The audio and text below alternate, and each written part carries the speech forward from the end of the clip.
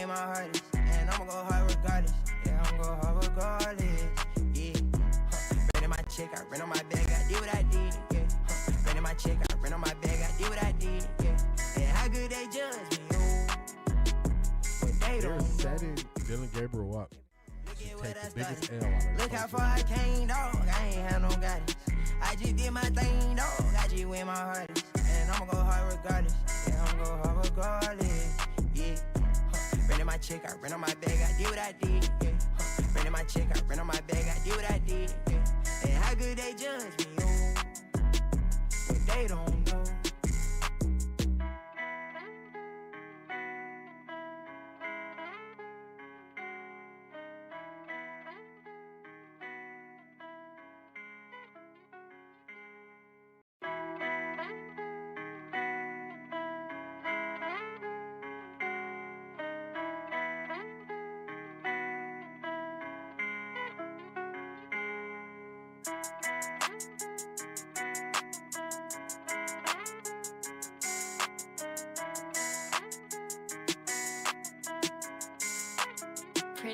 Look at what I did, look at what I started. Look how far I came, dog. I ain't had no guidance. I just did my thing, dog. I just went my hardest, and I'ma go hard regardless. Yeah, I'ma go hard regardless. Yeah, running my check, I ran on my bag, I did what I did. Yeah, running my check, I ran on my bag, I did what I did. Yeah, and how good they judge me, oh, but they don't know. Setting Dylan Gabriel up. Take the biggest L out of Look how far I came, dog. I ain't had no guidance. I just did my thing, dog. I just went my hardest, and I'ma go hard regardless. Yeah, I'ma go hard regardless. Yeah, running my check, I ran on my bag, I did what I did. Yeah, running my check, I ran on my bag, I did what I did. Yeah, and how good they judge me, oh, but they don't know.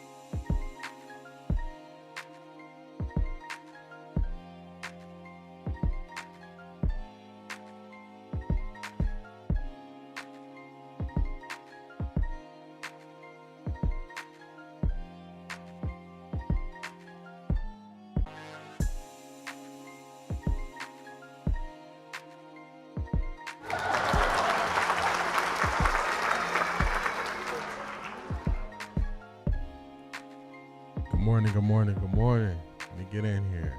Good morning.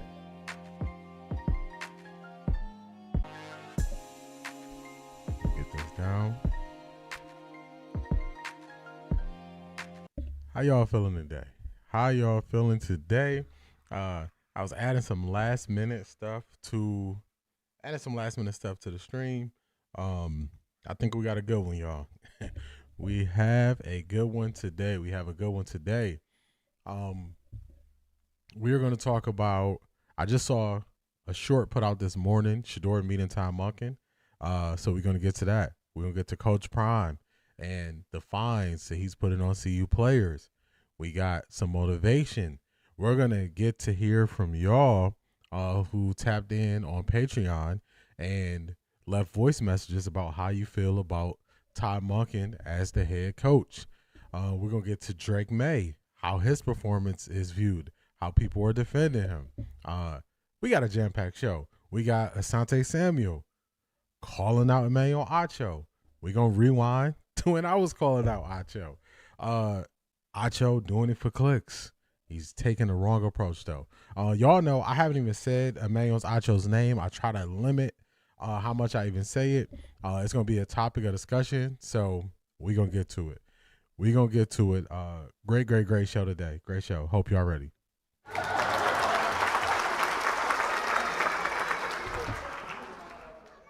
Selma Fudd, what's going on? Good morning to you.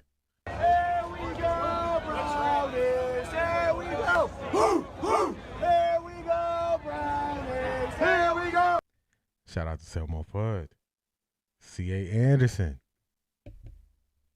This is a foolishness. Foolishness. Foolishness. Good morning, C.A. Anderson. Good morning, D and the family. It's Friday. We over the hump. Seattle is still lit and taking the Super Bowl by storm. I'm peak right now. I think y'all are about to win one. If y'all want to steal my early pick, I think I just leaked it. Doggy Bone, what's going on? How you feeling today, man? Doggy Bone, we gonna get to it. We got it. I have it ready. They some workers, we some workaholics. Bust down my AP. Perfect timing. Hey, we gonna get to it because that's part of the stream too. We gonna talk about the changes I went through on stream. We're gonna talk about how I feel today, how I am rejuvenated. I'm energized. I'm excited. Very optimistic, and just have a different approach to how I'm seeing things. So, good morning, Doggy Bone. We gonna get to it. We'll get to it. Black Pearl, good morning. Shout out to you. Shout out to the stuff you sent me on IG. We're going to get to that too. We're going to get to it too. So good morning to you, Black Pearl. Daisha, good morning. Happy Friday.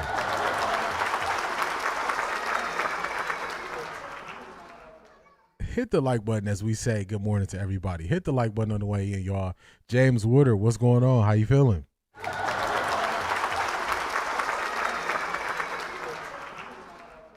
Good morning, Maya.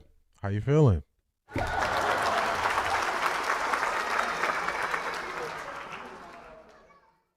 Latika, good morning. I don't think he went to school nowhere. If he went to school, he didn't learn nothing. They better learn something. Did y'all see the video of Shedeur meeting the new coach? I'm optimistic about the future. Maya, I feel the same way. And we're going to get to the clip. I got the clip. I got it ready to go. Detroit Gemini, good morning. Happy Friday.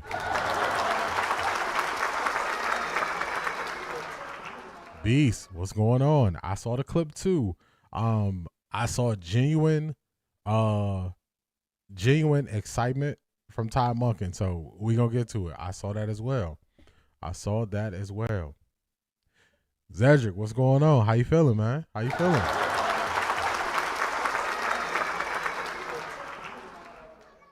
CL7111, good morning.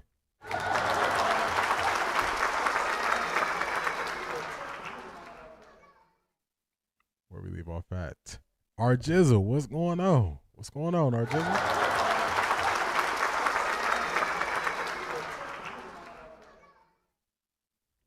Broncos country, let's ride. Broncos country, let's ride. Come to Offtharecorddee, where we gonna read your super chats. Your voice is going to be heard. Good morning, Shanithia. It's funny because we're going to do a rewind later on in the stream to where that soundbite came from. So, good morning, Shanithia.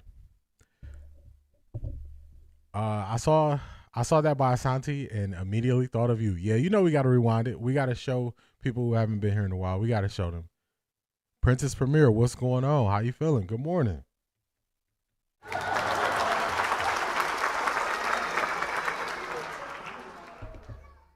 C. Brown Run, good morning.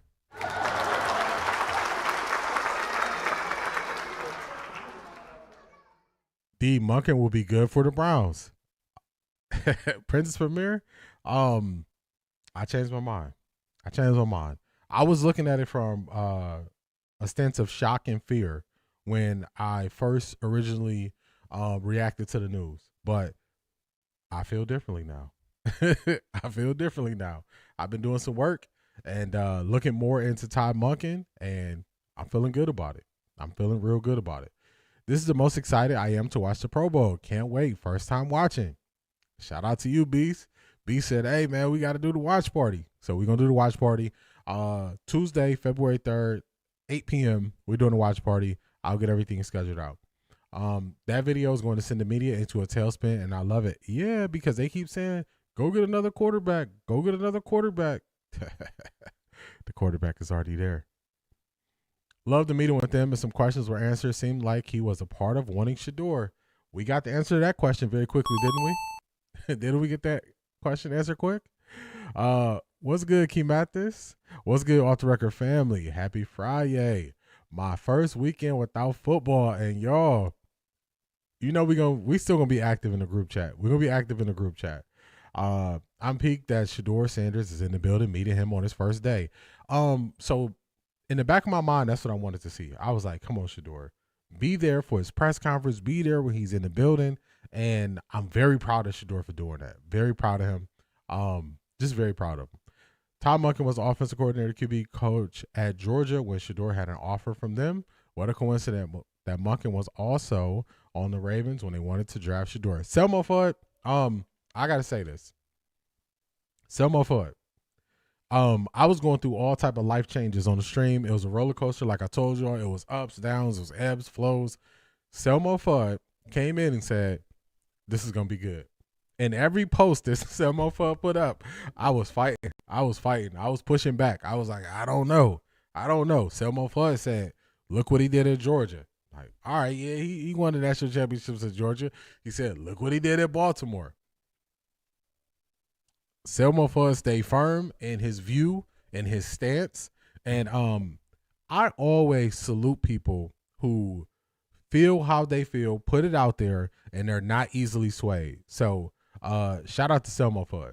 Shout out to Selmo Fudd. Sassy Sagittarius, good morning. How you feeling?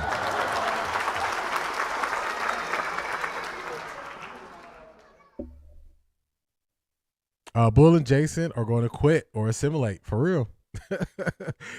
It's going to be some tough times over there. I thought Shedeur was still in Paris. Oh, yeah, Detroit Gemini, I was fighting everybody. I was a hungry dog with my back up against the wall. Detroit Gemini, you know my heart. Detroit Gemini, you know my heart. Your boy was going through it. Your boy was going through it. I'm back, though, y'all. I'm back. I'm back, y'all. I'm back. Your boy was going through it. I'm back. So shout out to Selmo Fudd. Shout out to Detroit Gemini. I appreciate y'all. Standing on y'all square. I appreciate y'all. Asante went off on Acho. He even exposed he bought his subscribers. Acho is a plant, period. He is being paid to be the ops, no doubt about it. We're gonna get to it because there was this one YouTuber. He doesn't have the biggest following, but he might have been the first person to expose that. Hey, somebody can put it in the chat if they know who he is.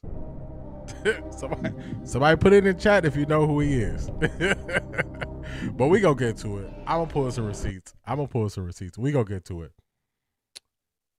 Cindy Allen, hello, watching from Tokyo, Japan. Oh my goodness. Shout out to Cindy. That's a place I definitely have on my bucket list of places I want to visit. Watching from Tokyo, Japan. Shout out to you. We appreciate you for being here. Welcome in. Hopefully you enjoy the stream. We appreciate you. I'm so proud of Shedeur as well. At the same time, his dad is Dion, Coach Prime Sanders. He know what type of time it is. Perfect timing. Yeah, I'm super proud of him, y'all. Super proud of him. Life changes was good, D. At least y'all know I'm telling y'all exactly how I feel in real time. I'm giving y'all what I feel in the moment, right in real time. And I even went back and looked at when I first heard that Todd Monken was the coach. I was like, oh my goodness. Oh my goodness. So I was fighting for my life, y'all.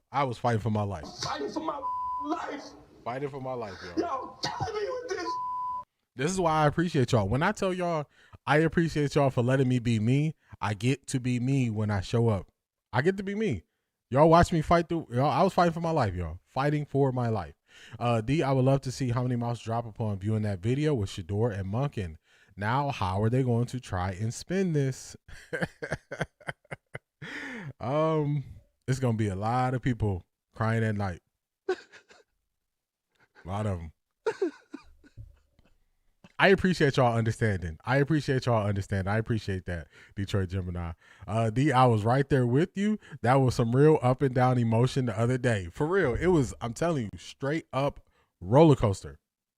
Straight up roller coaster. When I say I was all over the place, I was all over the place. Your boy was going through it. I was going through it, y'all. I was going through it. I was going through it. It was real. It was real. I don't know how people get up. I don't know how people get up and they get on live and they play a character or they just act a certain way. Me, I can't do it. I can't fake it. Y'all gonna see what I feel. Y'all gonna see it on my face. Everything is gonna be there. So that was me, y'all. That was me. That was me this morning. But I'm telling y'all, I'm feeling good today. I'm feeling good, y'all. I'm feeling good. Shout out to Shanithia. Shout out to Shanithia. Where we at? Where we at? Let's go here. Broncos country, let's ride. Broncos country, let's ride. Come to Off the Record D, where we gonna read your super chats. Your voice is gonna be heard. Shanithia says, D, I can tell you're ready today. Your energy is high today. I'm telling y'all, I feel good. Like, I don't really say I feel good if I don't feel good. And hopefully y'all have watched me enough to know that I'll just show that I feel good. So it's just, I can't control it. You know what I'm saying? Y'all know that part on Nutty Professor where he got the date. He's like, Friday night at 8. I got me a date. It's going to be so great. Great, great, great, great. That's me right now, y'all. That is me right now. I'm feeling good. I'm feeling good. I'm feeling good. Felix, good morning. How you feeling today?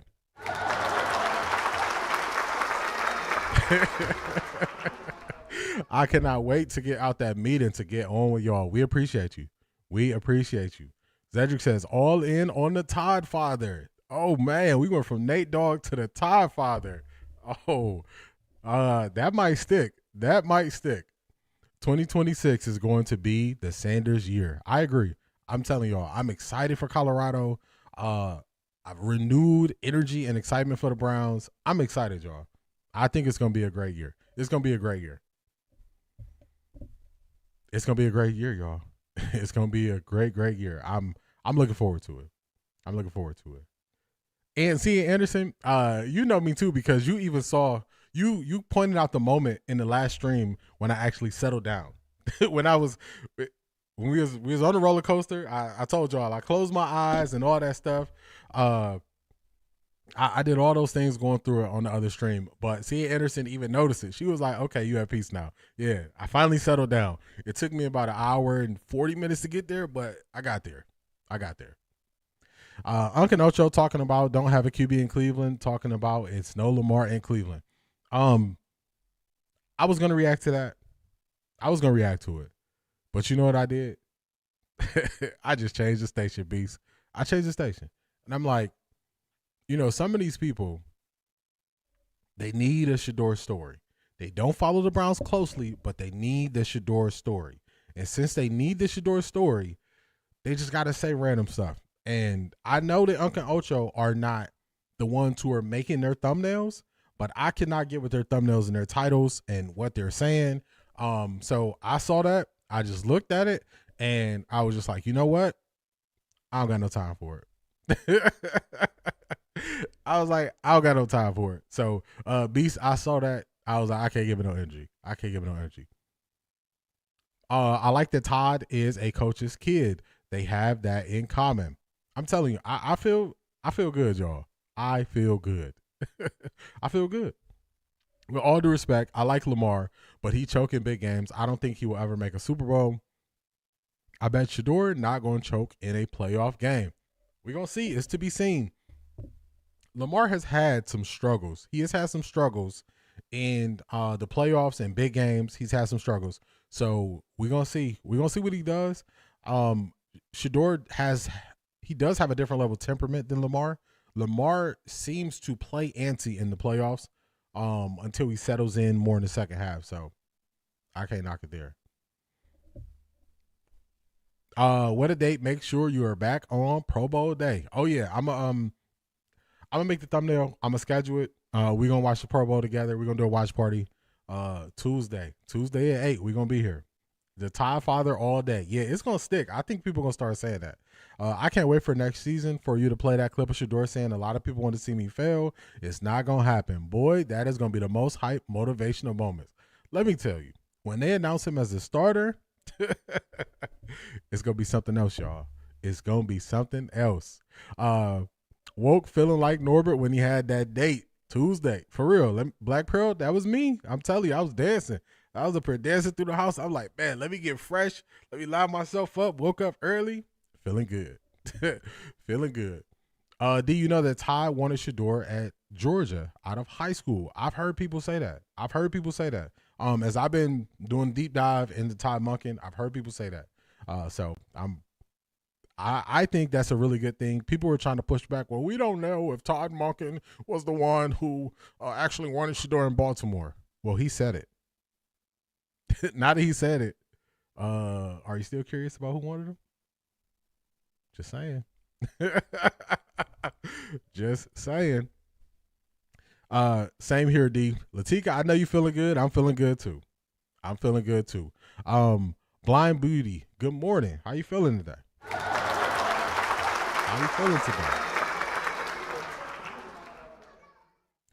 Shout out to the followers who are not going to let you spiral. This is a real podcast with real folks that care. I appreciate y'all. And I like the fact that I have an opinion, but I like the fact that y'all push back with y'all opinions, and it's not really, nobody is forcing their opinions. Nobody's being disrespectful. We're just saying our opinions. So just great conversations. We watched Acho destroy his relationship with the Sanders in real time, to the point he probably tried to use McCoy's relationship with Shedeur to get him on the pod. And Shedeur said, nah, bro. Yeah, he can't go over there. I said a long time ago, he can't go over there. He can't do nothing with them. We got too much on the docket today, y'all. Too much on the docket. I like how Todd said we're going to talk about that soon. Shedeur will get an understanding with him real soon, which is good. I agree with that. I'm going to respect Shedeur on his perspective on Lamar, so no comparisons of the two from my side. Yeah, they're very different. They're very different quarterbacks. I think that's just clickbait. To say it's no Lamar in Cleveland, and I think that's clickbait. You can look at the struggles that Lamar had, and you can say he struggled. He admitted he struggled, so you can say that. But to bring that up as Todd Monken is here, as if one means the other, I don't like it. Ivy League Mac, what's going on? Good morning. Good morning. All right, y'all, let's get to it. Y'all know we're going to start off right. We're going to start off with some motivation. Let's get to it. Let's go here. I like this, y'all. That have required it. It takes courage. It takes courage to have a difficult conversation. Growth takes courage. Learning takes courage. Like this takes courage. Courage isn't for somebody else, for metal.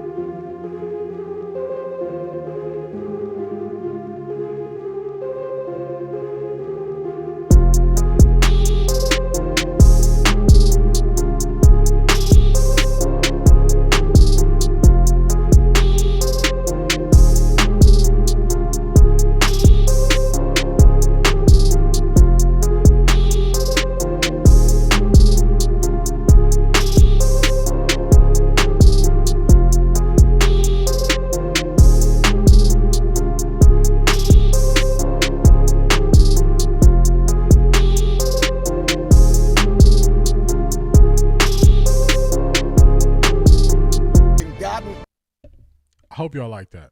I hope y'all like that. I was watching this.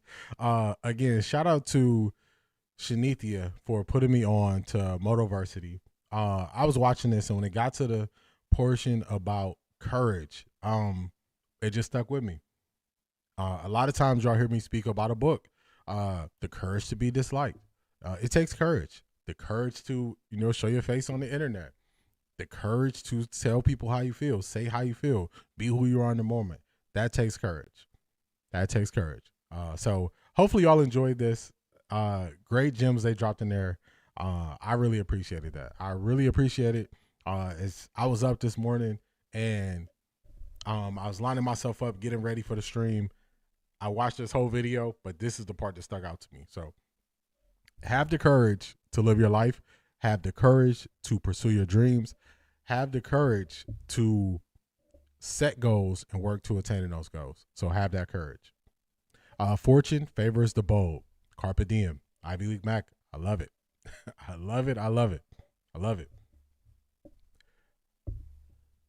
Thinking about it now, I won't be mad at the process. This seems like the best option for what's needed right now. Cedric, I got to agree with you, man. I went back, doing some evaluation, looking at it, and I said, I feel better. I feel better. I told y'all on Patreon, I feel better. All right, let's keep it going. Courage keeps you moving forward. I agree. And I love that. That's what it is. That's what it is. Most things, the thing that's holding you back is fear. That's the thing that's holding you back is fear. So just overcome the fear, have the courage to try and pursue your dreams. Try to do it. This was supposed to be on Monday. Monday's stream was all over the place, y'all. It was all over the place. But let's go here. I don't like how they showing this on the screen. Good morning, Charmaine. How you doing? Hardest working woman in Ohio. Welcome in. This is about Isaiah Thomas. Isaiah Thomas, let me read the title for y'all, then we're going to get to it. Isaiah Thomas, I spent all of my NBA money cleaning up my family. Isaiah Thomas uses earnings to get loved ones out of poverty. I saw this and I was like, man, I really like this. I like the fact that Isaiah Thomas, he stands on the square. People can't push him off how he feels about a subject, regardless of what it is. He's old school. He played the game that way. He was smaller, but he attacked the game as if he was a bigger player than his actual stature. And it was this article that Shanithia sent me, and he's breaking down how one of the most important things for him to do was he wanted to make sure he could set up his majority of his family, or as much of his family as he could. So he made sure he got them into college. He helped them get jobs. A lot of people graduated. A lot of people spent multiple years in college. He then, when he worked for different companies, he would get them internships so he can help them get their foot in the door. He could help them just learn how the corporate world works. So Shanithia sent me this, and I was like, I really like this a lot. He had a vision of what he wanted to do for his family, and his family believed in him, and they leaned on him so they could change things. So I read this, and normally for motivation, I play a video or something like that. But this is something that when I read it, I was like, I like this too much. This is a wonderful story. And it kind of adds to how I already viewed Isaiah Thomas. So shout out to Isaiah Thomas. Shout out to him. One of my parenting tips for my kids: control your fear. I'm telling you, fear will have you hesitant, afraid of things, and then don't let fear build up over time. You might as well forget it, because there's certain stuff in life that you will never try because of fear. So very, very, very good thing. Very good thing to teach your kids, Ivy League Mac. All of this is God's reminder to let him do his work. Shanithia, if you only knew. If you only knew. Had to look inward, D, and shift my perspective. He has a proven track record with developing QBs at all levels. I had to do the same thing, man. I had to do the same thing. I went through it in real time, trying to figure out how, the why, is it good, all those things. I went through it in real time. In real time, I went through it.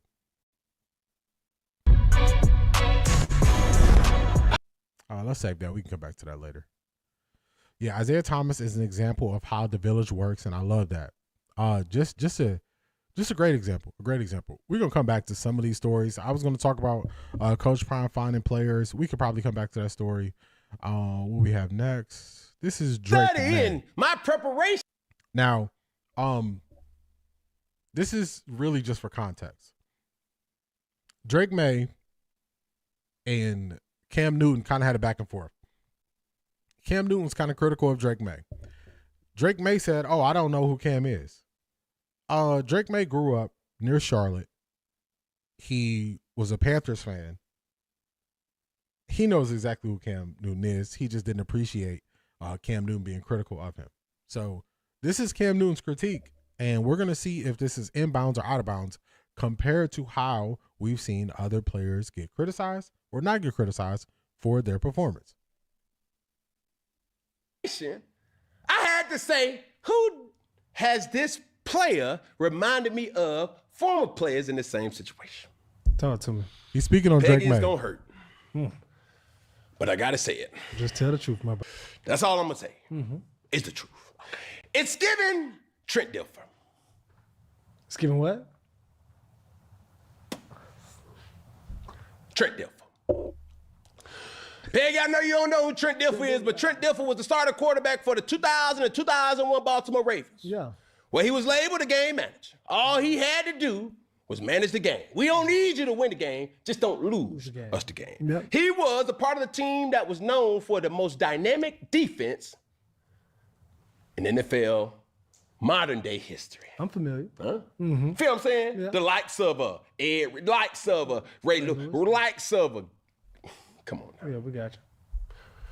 It's giving Jim McMahon. Cam Newton's going to go down and basically say in the postseason, Drake May has been a game manager. So it's just Maya. That's why I just had to cut it off and just give you a summary of what it's going to take him 10 minutes to say. It's going to take him 10 minutes to say it, but I just had to cut it off so we can really get to what he's actually saying.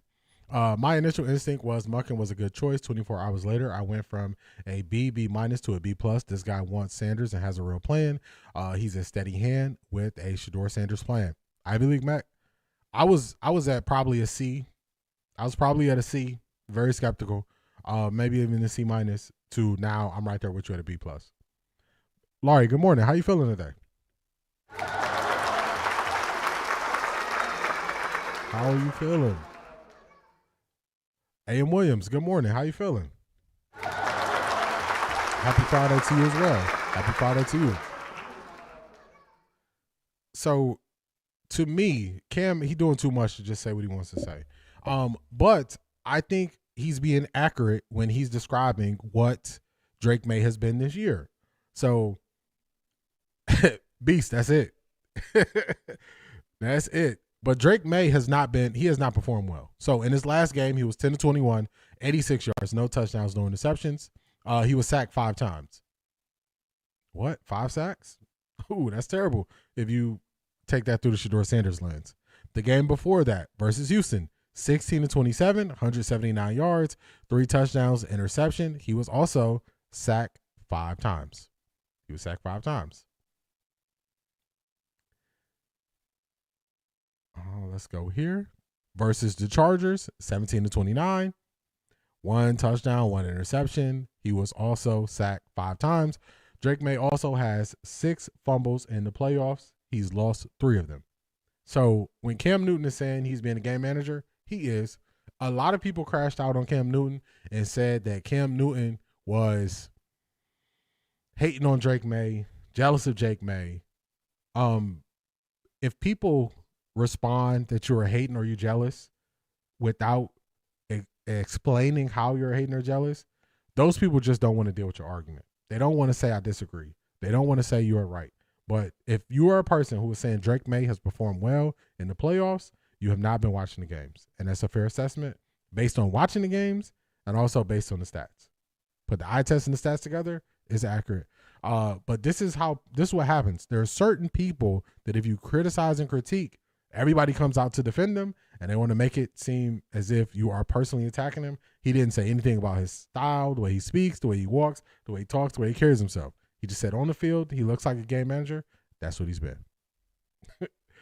Y'all know, I don't always be agreeing with Cam. In this instance, Cam is right. He's right. Your new OC, the Browns will hire Ravens run game coordinator Travis Switzer as their new offensive coordinator. Shout out to you, Princess Premier. I learned from Wednesday's stream. I'm going to let it settle. I'm going to let it marinate. I'm going to look more into him, and then I'm going to follow up on Monday. I'm going to follow up on Monday. But I definitely appreciate the update. KC, good morning. How you feeling? Todd was glad to see Sanders this morning. Yes, he was. Yes, he was. We have it. It's on the docket. And also the reason why I'm bringing up this with Cam Newton is to show you that people don't really want to talk football. They really want the Shedeur story. They want the clicks and the views. They're not even talking about what's happening in the moment. They're not even talking about it. In the moment, we got a Super Bowl. We have a Super Bowl that's going to be played less than about 10 days away. And people aren't even talking about it. People are not even talking about it. So they just want a Shedeur story, and they're playing for clicks with Shedeur. When is the Todd press conference? I heard it's going to be next week. They haven't put out a date yet, Beast. They haven't put out a date yet. Did you see the video of Shedeur meeting the head coach? I did. We have it on the docket. We have it on the docket. All right, what we got next? Let's keep it rolling. This is funny because this is kind of what I just spoke on, but this is what y'all saw me go through. In real time. The Cooper Ross change curve. I was definitely shocked. I didn't stay in denial that long. Follow up on Monday. That is some podcast content management. We got to get to it. I let stuff get off track on Monday. You got to learn and grow. This was me. I didn't really go through denial. I think I went from shock to a little frustration.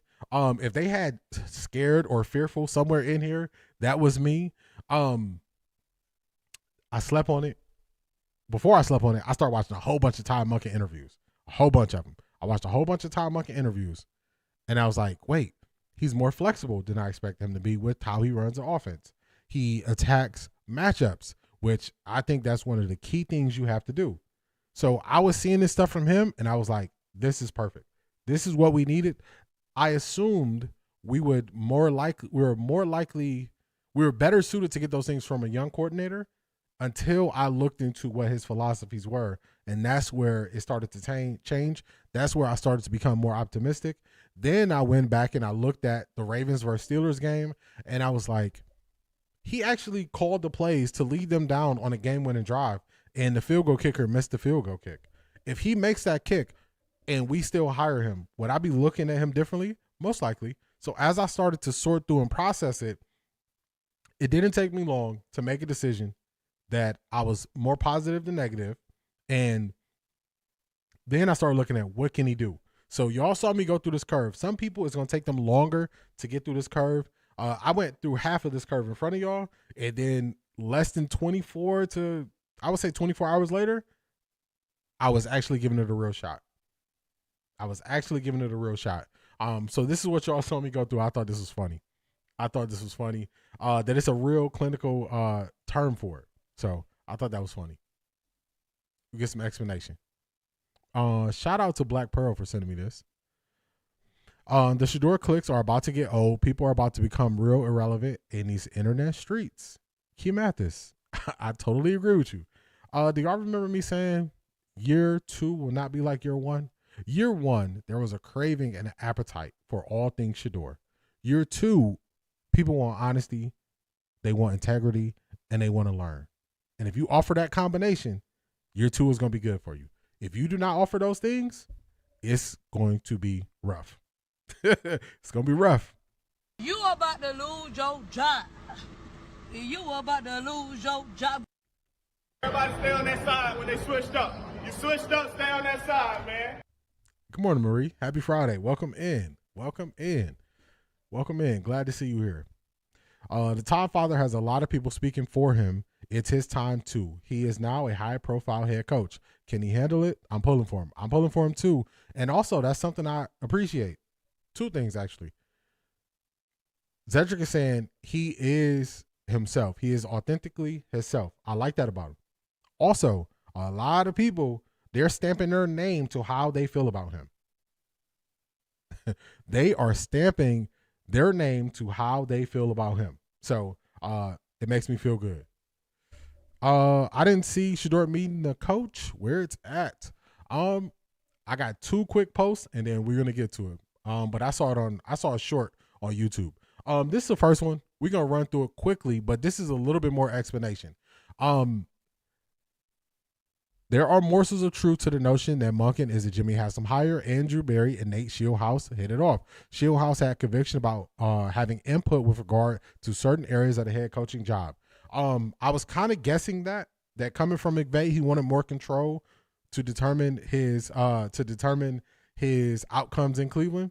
They weren't willing to give it to him, so I think it was more mutual. I don't know if it was a shaming from either side because both wanted to work together. So that was good morsels there, good nuggets. Let's go here. Here is another one. This speaks right into what we are getting to. How would you develop Shedeur Sanders is one of the 6 questions that they asked all candidates. So I'm not going to speculate and say candidates who backed out didn't have a great answer for this. All I can go is, based on what we have now learned about Todd Monken and what we have seen,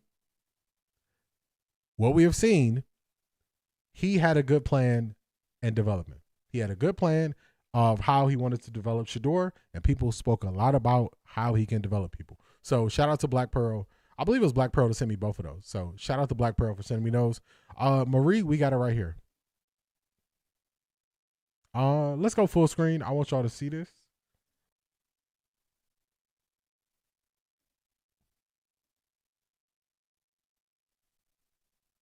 Let's see. I think I can make this bigger. Let me adjust.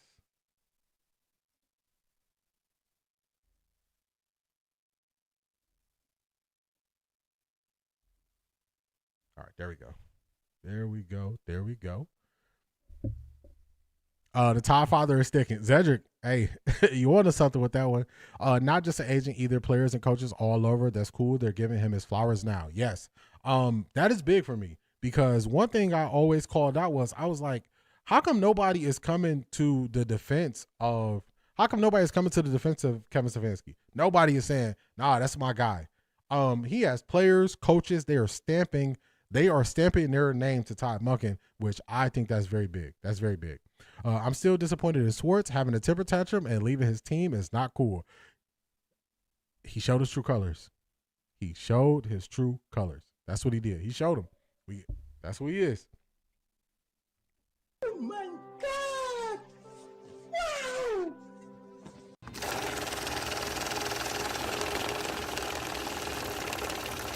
I got money. Black Pearl's got something to say. Shout out to Black Pearl for all his support. Appreciate you over there on Patreon. Also appreciate you sending me some good stuff. What I'm seeing is not only does Cleveland media needs the Browns to fail, but the big box media as well. One, because they just want to be right that Shedeur is a bust. And two, what team are they going to make fun of? Yes, the butt end of the joke. They want them to be the butt end of the joke. That's what it is. All right, bet Zedric, I'll show it. They want them to be the butt end of the joke. And they're so used to saying the Browns is the Browns. The Browns is the Browns. So people want to be right. They want to be right. Let's get to it. This is the clip that we've been speaking about. Where I'm going in at? Oh, yeah. Hey, hello, young man. What's up? Good to see you, bro. How you doing? Welcome back to the States. How we doing, man? Good. Yeah, we tried to draft your ass last year. For God's sake. It's all worked out. Yeah. You remember that, right? Yeah, that's what I was about to tell you. Someday we'll get a chance to talk about that. Yeah. Yeah. Awesome. Well, sit down. Where I'm going in at? Oh, yeah. Hey, hello, young man. What's up? Good to see you, bro. How you doing? Welcome back to the States. How we doing, man? Good. Yeah, we tried to draft your ass last year. For God's sake. It's all worked out. Yeah. You remember that, right? Yeah, that's what I was about to tell you. Someday we'll get a chance to talk about that. Yeah. Yeah. So how y'all feel about that? Did we ever see this type of excitement from Kevin Stefanski? This is where we can compare. We don't got to compare all the things about them, but just the excitement that we see when he met Shedeur. We didn't see this. We never saw this from Kevin Stefanski. The people saying they don't know if he wanted him, if he was part of the people in Baltimore that wanted him. Well, we just answered that question, didn't we? We just answered that question, didn't we? So anybody who questioned if Todd Monken was excited about Shedeur, I would just turn it on them and say, watch the video and you tell me. Watch the video and you tell me. And he said, yeah, we tried to draft you. That's something we're going to talk about.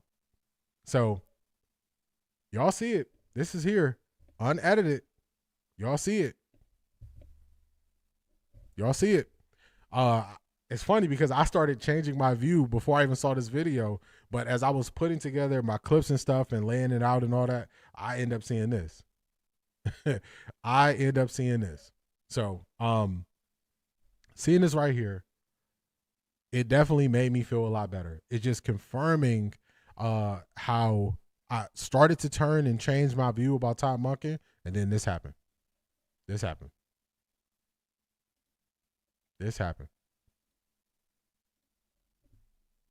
Shout out to Shanithia again. Broncos country, let's ride. Broncos country, let's ride. Come to Offtharecorddee, where we gonna read your super chats. Your voice is gonna be heard. What's going on, TK? Yeah, this is a clip of him meeting Todd Monken in Berea this morning. In Berea this morning. Oh my God! Wow!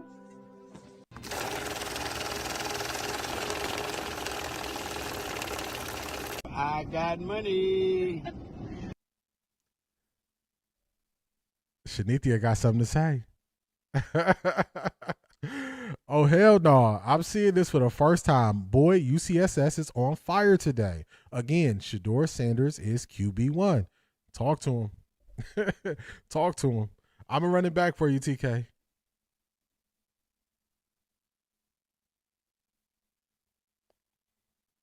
Why the clip don't want to run back? Awesome. Well, sit down. All right, here we go. Where I'm going in at? Oh, yeah. Hello, young man. What's up? Good to see you, bro. How you doing? Welcome back to the States. How we doing, man? Good. Yeah, we tried to draft your ass last year. For God's sake. It's all worked out. Yeah. That's You remember that, right? Yeah, that's what I was about to tell you. Someday we'll get a chance to talk about that. Yeah. Yeah. Awesome. Well, sit down. Hey, he didn't put him out. He didn't just dap him up and say what's going on, say pleasantries and keep it moving. He said, no, sit down, man. We about to chop it up. We about to talk. Come on, get comfortable. I want you to feel good when you're around me. Come on, get comfortable. So this just adds to why I feel positive about this. This just adds to it. Let me catch up on some of the chat real quick. Zedric, I got your video. We're gonna run that on X. Yeah, Harbaugh was waiting on Todd. He was. Schwartz is leaving. I thought he was still under contract. Jim Schwartz is under contract. He stormed out and said he didn't want to. Allegedly, he stormed out and said he didn't want to be here anymore. He can leave if he is promoted, which all he has to do is get another defensive coordinator position, and they name it defensive coordinator / associate head coach, and he can leave and go to another team. So, Miss Sparkles, what's going on? So true. He showed his true colors. He showed his true colors. He showed his true colors. We can find a better DC than Jim. The defense was good, but they continue to get run on. Yeah, they need to work on some of their gap fits when it comes to the run game. It's some good DCs out there. The defensive coordinator from Miami, Antonio, I believe his name is Antonio Weaver. They run a heavy man style offense or defense. I'm sorry. So there's some guys out there. Jim Schwartz is cool, but I want volunteers. I don't want hostages. Mike Tomlin said that. So if you feel like we're just holding you here against your will, peace out. Peace out. Peace out. Laurie says that made me smile. Yeah, I saw this and I said, okay.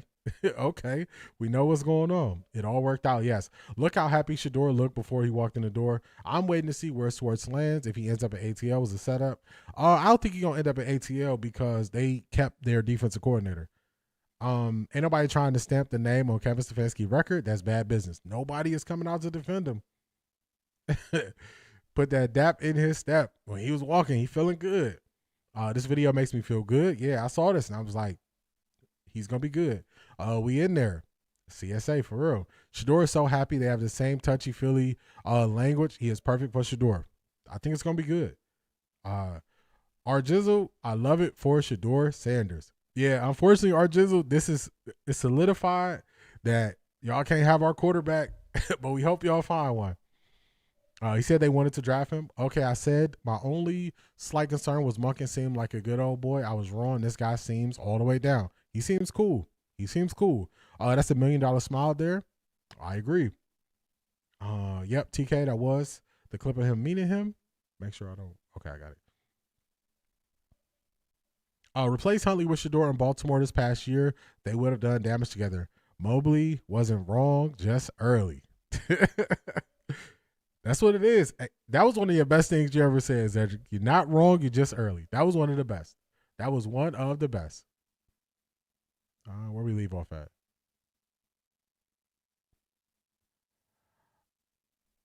But they said nobody wanted Shedeur. They was lying. Okay, this clip made me smile. He said he tried to draft him. I love it. Kicking down those narratives right away. Todd gives those Coach Prime vibes. I agree with that. Where we at?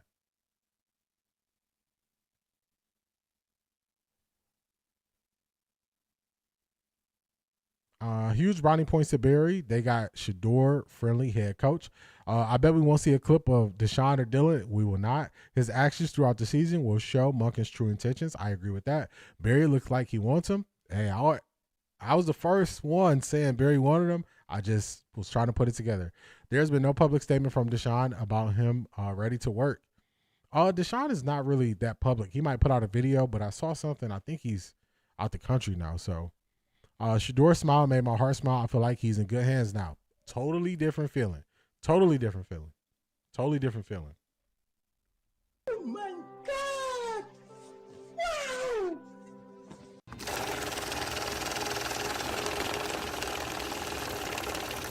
I got money. Shout out to Jay Howe. The media hating Todd, but they are the same ones who wanted to give John $100 million. Todd also tried to recruit Shedeur to Georgia. I've been hearing that. Shout out to you. It's crazy. They wanted to give him $100 million and all that control, and then they mad at Todd though. I don't get it, man. It's selective outrage. Jason the Bull gonna fall out with the heart attack. They ain't gonna know what to do because they were just living on the side of nobody wants Shedeur. Nobody believes him. He can't be good. Okay. I'm still AM wins. I'm still in the hope so season. It's early, but sometimes all you need is hope. I'm looking forward to the upcoming season. I am. Crown Woman Collective. What is going on?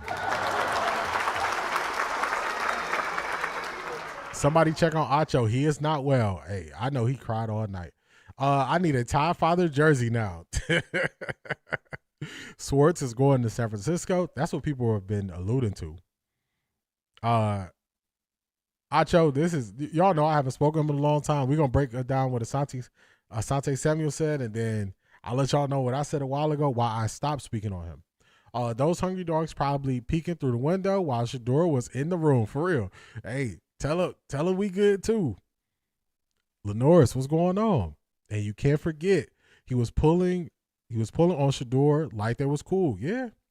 First 2 games of the season, Henry fumbled in the fourth quarter of the game. Both teams came back and won. That's why he was worried of running Henry the rest of the year. Okay, shout out to you, TK. We appreciate you for stopping in. Hopefully you have a great day. You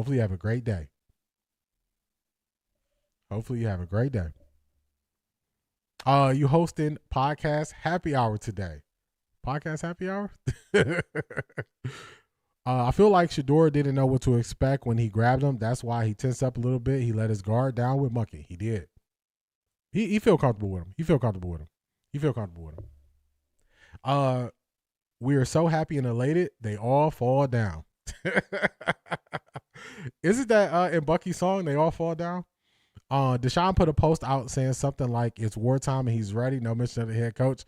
Because his stuff has been a lot of his battles for Deshaun have been health related. So he got to fight. He got to fight that side of it coming back from all the injuries. I'm so happy Shedeur has a coach that believes in him. Yep, he really believes in him.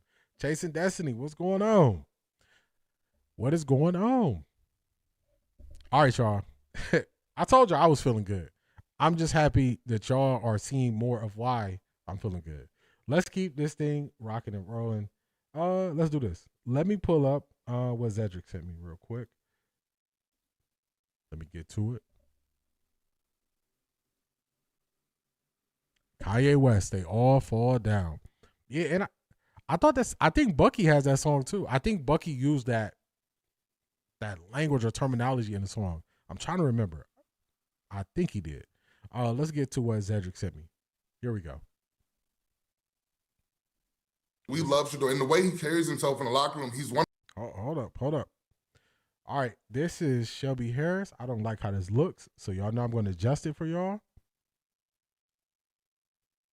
Working from home today. I'm so glad I joined in. Shout out to you, Chasing Destiny. You usually be on the rewatch. You usually are part of the rewatch team, watching it later, but glad to have you here live. Let me adjust this. I want this to look a little bit better for us as we watch this. I see Monken as one with experience in the game. Udinski and Shieldhouse are both still young. They got a lot to learn. Real talk. Yeah, I was excited. I was excited for Shieldhouse. I was excited for him, but I'm more excited than I was for Todd Monken because I just assumed he wasn't going to be flexible, and that was a mistake on my part.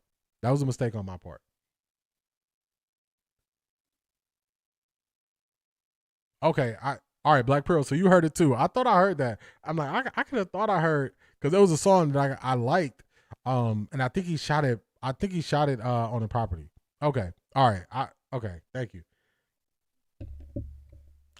Yeah, Bucky has that in one of his songs when he was talking about folks disrespecting his family. Got you. Okay, yeah. I thought I remembered it. All right, let's play it. Let's roll. This is Shelby Harris.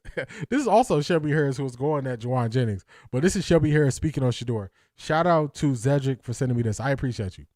We love Shedeur, and the way he carries himself in the locker room, he's one of the guys. You know, he's always around everybody. He's always talking to everybody. He's always, just in the mix. And so all these bad things that you heard about Shedeur before the draft is trash. It was people trying to tear down his name, and that's not who he was at all. And I know other quarterbacks that are like that, and that's not him. And so that's why, I'll always stand up for him because it's not fair for him to be having this negative, outline of himself when that's not him. He's a great kid, and I'm excited to see what his future holds. Yeah, when your dad. I'm rewinding it back, y'all. we running it back. Dion, I feel like a lot of. We love Shedeur. We're running this back. We got to run it back, y'all. We got to run it back. Shout out to Crown Woman Collective. We running this back. I want y'all to hear what he said.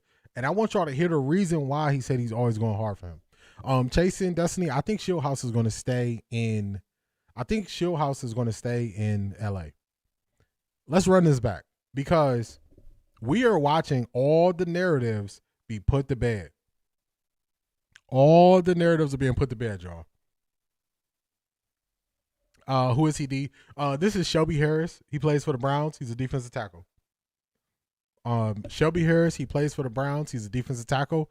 Number 93, I believe is his number. He has a celebration where he rubs his stomach after he makes a good play. He is also the one who was calling out Juwan Jennings after we played the San Francisco 49ers. So this is Shelby Harris is his name. Shelby Harris, 93 for the Cleveland Browns, defensive tackle. Let's run it back. I want y'all to hear what he said. They put the narratives to bed. And he said he's going even harder because the narratives was out there and they lied to him. Let's run it back. The way he carries himself in the locker room, he's one of the guys. He's always around everybody. He's always talking to everybody. He's always, just in the mix. And so all these bad things that you heard about Shedeur before the draft is trash. It was people trying to tear down his name, and that's not who he was at all. And I know other quarterbacks that are like that, and that's not him. And so that's why, I'll always stand up for him because it's not fair for him to be having this negative, outline of himself when that's not him. He's a great kid, and I'm excited to see what his future holds. Y'all see it. He said that. He said that with his whole chest. He wasn't hesitant or anything. I'll let y'all know how recent it is. I believe this came out an hour ago. But I'll tell y'all when. Let me look into it more. While I'm looking into that more, let me shout out Crown Woman Collective. Shout out to Crown Woman Collective. Oh my God! Wow!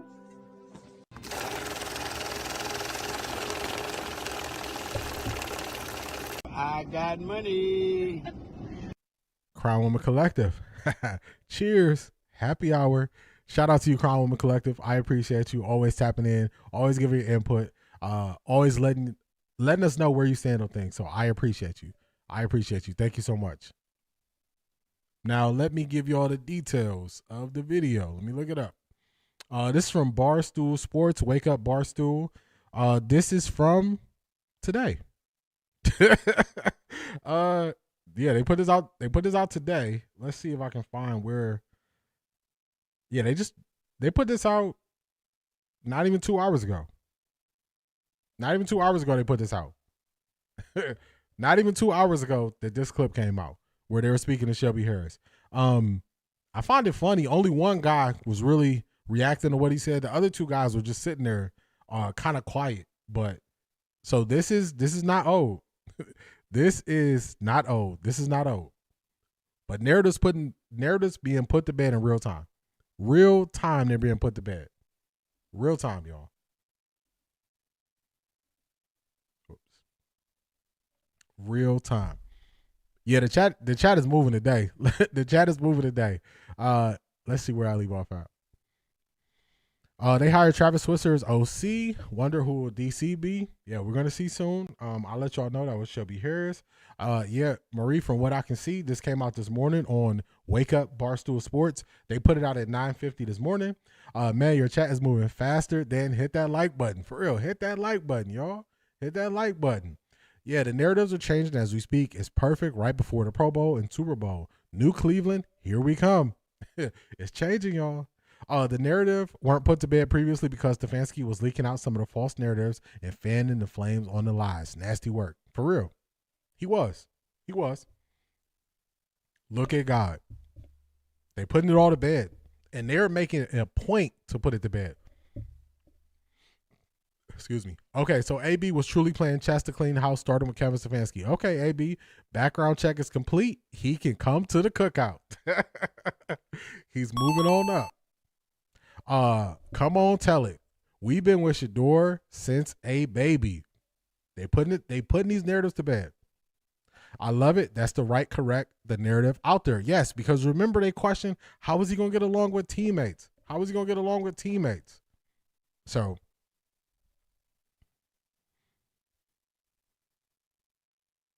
it's easier now because the negativity is out the building, for real. Our Jizzle said Barstool is them boys, them peoples. Let me put it that way. But I told y'all, I'm a person. I can find good information and receive it. I don't always need it to come from a familiar person. But in this instance, this is coming from an actual player on his team. So I think he is more than qualified. You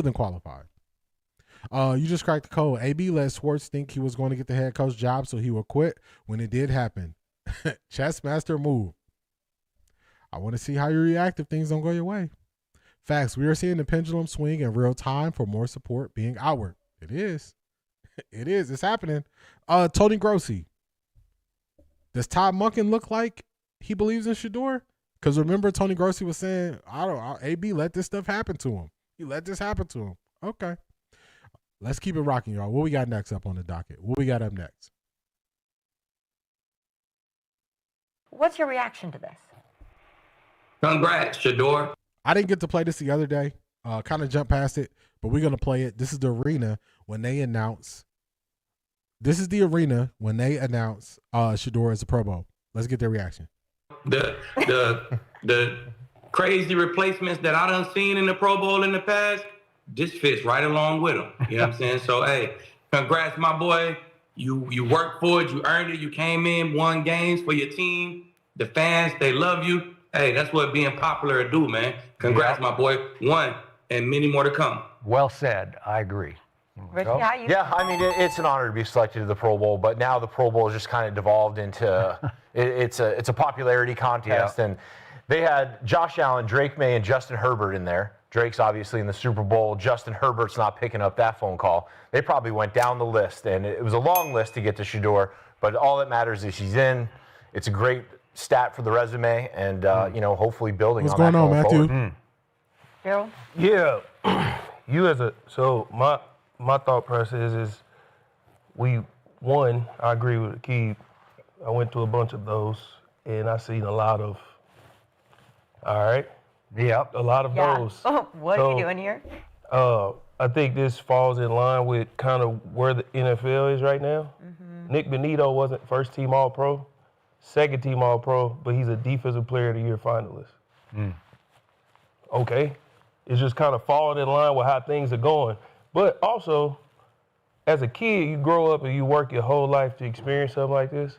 So I'm happy that he gets to experience it. He gets to experience it.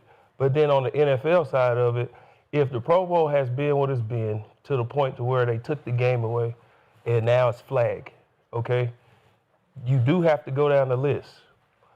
If I'm the NFL, because I never understood how the replacements got in there anyway. Yeah.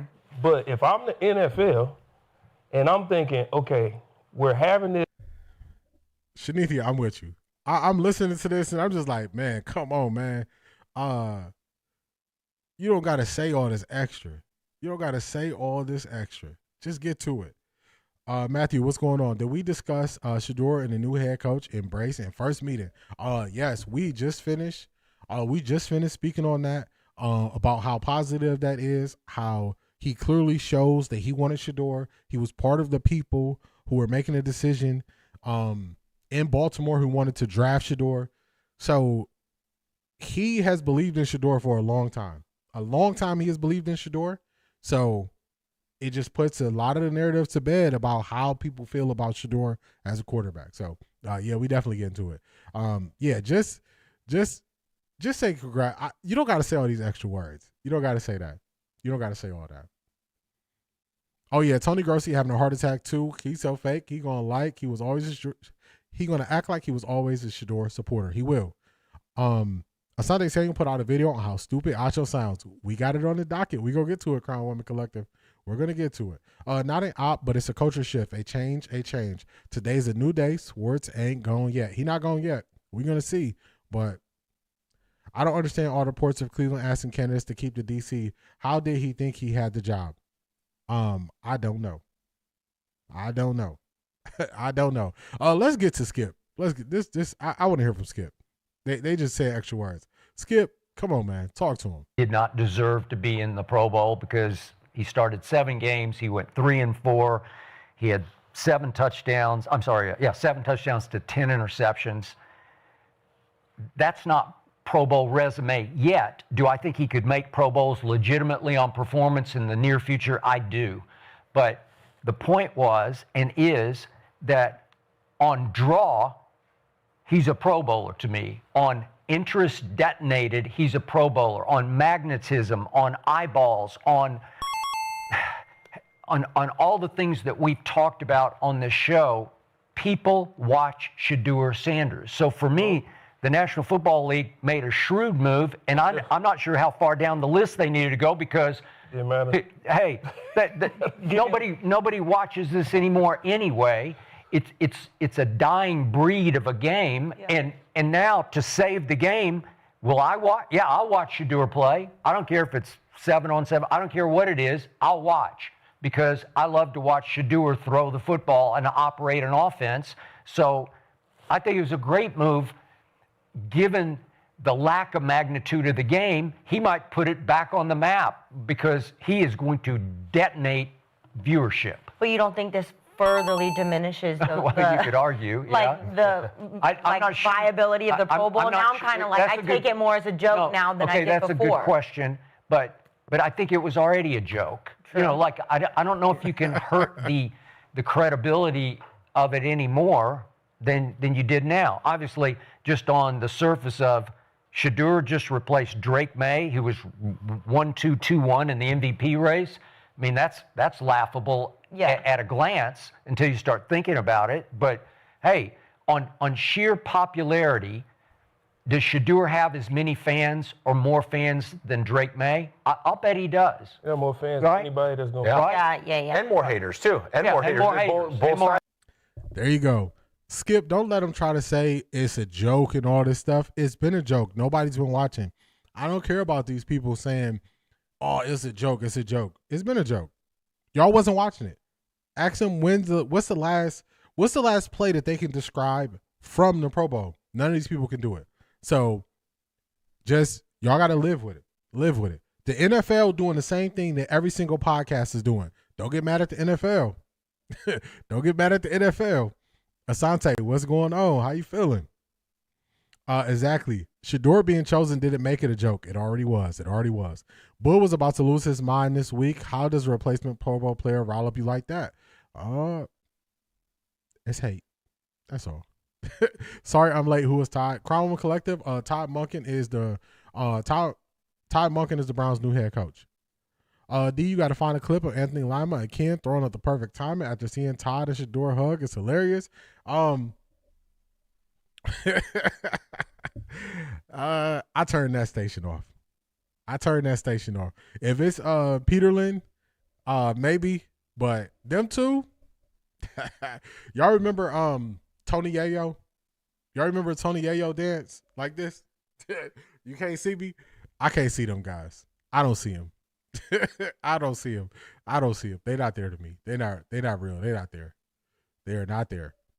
I like it. Todd Father Beanie. It's sticking. Zedrick gave him a new nickname. It's a joke because of Shedeur now being in the Pro Bowl. That is just privilege mentality being exposed. That's a fact. Why do they keep saying this? There was no specific metrics for the Pro Bowl. It's who the people vote for. The NFL picked Shedeur.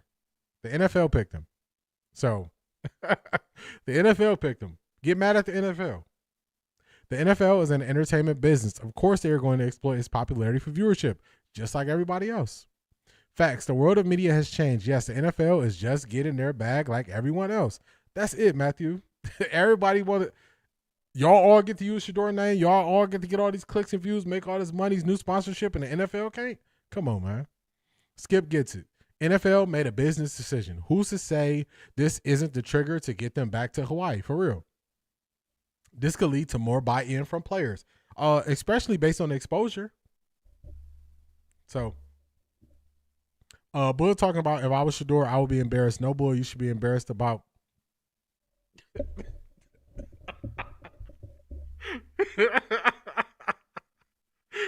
Oh, shucks. It's all it's all good, Crowwoman Collective. I got you. It's all good. Oh, shucks. Oh, shucks. Oh, man. Black Pearl, you funny. Oh, man. Oh, no. Oh, no. They gonna get me for bullying. Let's keep this thing moving forward. I think we got Michael Irvin next. Putting this in perspective. Hey, locker room, what's up now? Everybody's making it a battle and going after nephew Shedeur Sanders because he got named to the Pro Bowl.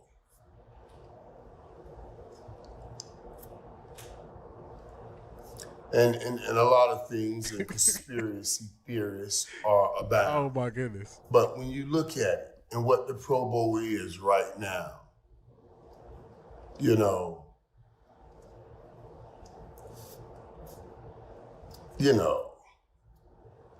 it's not what it used to be. It used to be an indicator as the top players in the NFL right now. These are the top players. And I had to go back to those days, but we actually played the game and played hard and wanted to win in that game and things like that. But it's not that now. They don't even play the football game anymore. So you guys got to understand. And this is, it looks like, oh, okay, are they setting him up for failure? Are they putting him over there because they want to profit off him? Nobody cares about the Pro Bowl. Now everybody cares. Everybody's talking about the Pro Bowl. Nobody was talking about the Pro Bowl, but now everybody's talking about the Pro Bowl. All of that may have something to do with it. But I'm going to tell you something. Shedeur walking amongst those guys and just being around people that calling him a Pro Bowler in his rookie year is a hell of an accomplishment. I don't care how you said we get here. Remember, we're in a different time, in a different place. It's no longer you have to get here by the sweat of your brow. You earn your keep. Jake Paul has done wonders with his popularity and notoriety. It's a currency. He has turned it into currency. This is the business. This is the business. Jake Paul didn't work his way up through amateur boxing, Golden Gloves, and all of that. He took the currency of notoriety, visibility, and he surpassed all of those guys that did it the old way in value and net worth. Guys, right now, busting their butt, coming up through the Olympic boxing, all of that, ain't making a dime. And he makes $100 million every time he steps in the ring. And didn't do any of that. Those are hacks in the business. And I'm not saying Shedeur is a hack in the business, because Shedeur played very good quarterback for a rookie this year. And he's earned the right to continue his fight. I know they only got him a 50% chance of starting the quarterback for the Cleveland Browns, but I believe the right group is going to want to work with him and not work around him. And the right group will see the value of what we're talking about right here. Whoa, this is damn Cleveland. We got people this interested in our asset at quarterback. And we know the situation with our other quarterback, Deshaun Watson.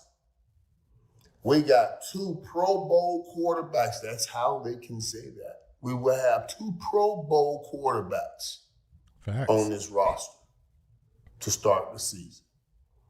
For Shedeur, all of you guys who trying to shoot backlash at him, be gone.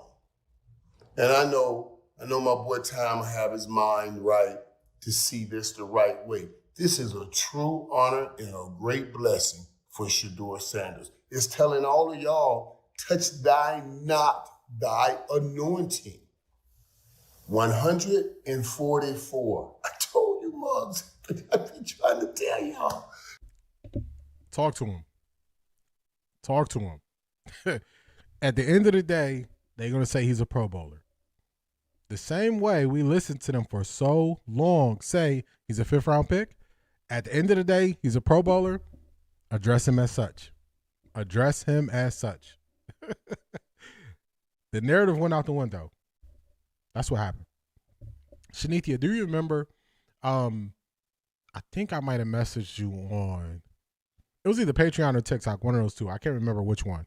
But it was something where you sent me something of a lot of people responding to Shedeur. It was kids. I don't know if it was the Jersey one. It might have been the Jersey one, or it was another one where people responded to Shedeur. And I was telling you, it's going to take smart people, either in Cleveland or somewhere else, to appreciate who and what Shedeur is and to welcome in all of the people who root for Shedeur. This is it. This is it. This is the NFL saying, we're going to welcome in everybody who is rooting for Shedeur. Smart people don't look at gold mines and just leave them sitting there and say, don't touch it, it's a gold mine.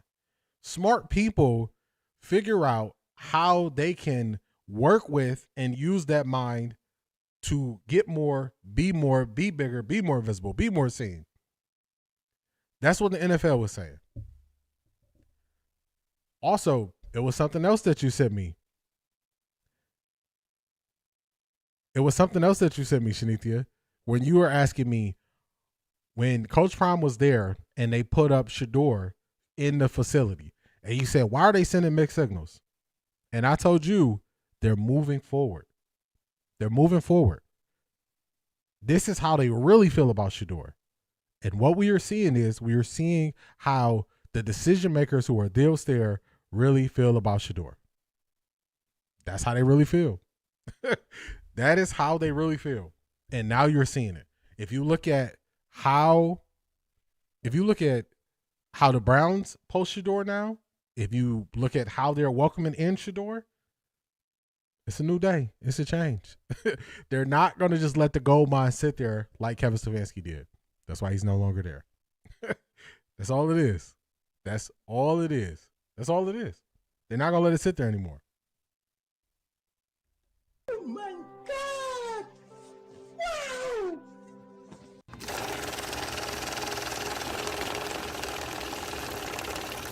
I got money. This is a foolishness. Foolishness. Shout out to C.A. Anderson.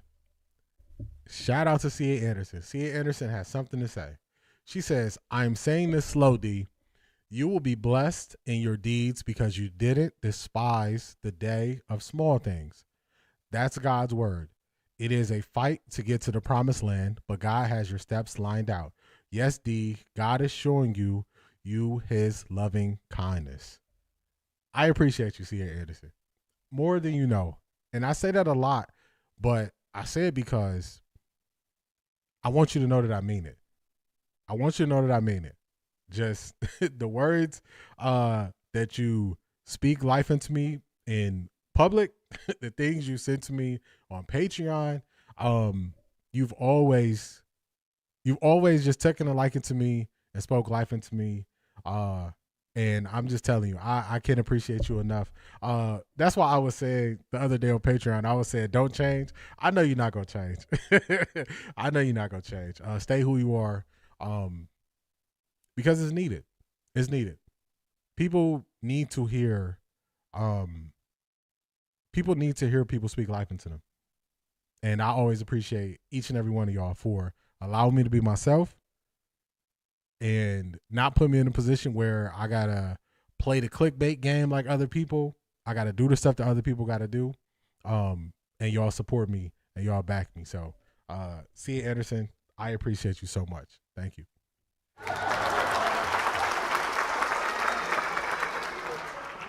I appreciate you. Let's catch up on some of y'all chats. I still think about what Aiden Huntington said back in his rookie minicamp. He said he'd be attached at the hip with Shedeur because that's more eyes on him. They know. They know. They're not stupid. It's something how these OG Jedis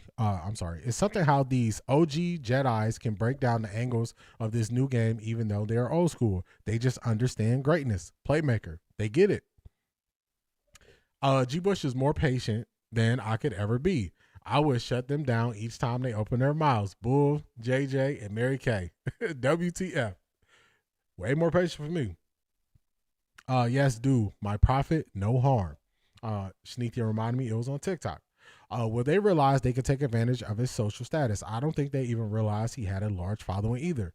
I don't think people understood the following that Shedeur had, and now they are like behind trying to catch up to take advantage of it.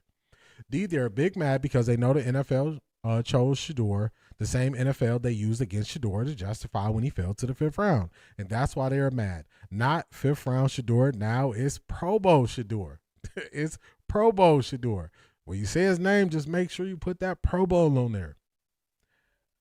They are upset that the narratives and the things that they said don't work anymore. They didn't stand the test of time. Not even a year later. Not even a year later.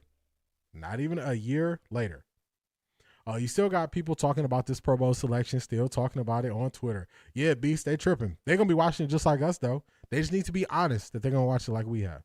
I've never seen so much open hate in 56 years, family. This issue with Shedeur is what brought me back after 30 years. It's a different level. It's a different level. They need hugs. They need love. And they are very upset that they don't get that like Shedeur gets. Don't forget, you are the first to host a Pro Bowl watch party. Talk to him because nobody else is doing it, but we're going to enjoy ourselves. Miss K, exactly. They're ushering him in. They are. They're ushering Shedeur in, making sure he feels comfortable. Ironically, the haters will be pulling up their chair watching, adding to the viewership count, which is beneficial to Shedeur. Some come, one come, all haters and watch. That's it. That is it. The haters going to be watching the Pro Bowl too. They are. They are. And shout out to C.A. Anderson again. The haters will be watching. Tessa, what's going on? When you sneak in? Well.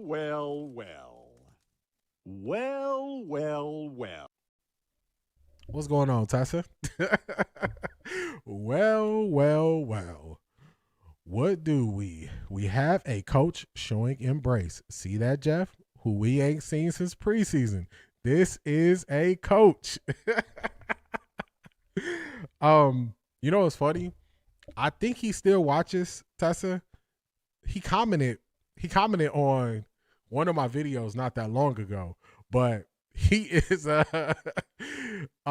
he has not been back to a live stream. He ain't been back to a live stream since he was upset that the Browns didn't lose for draft picks. He ain't been back.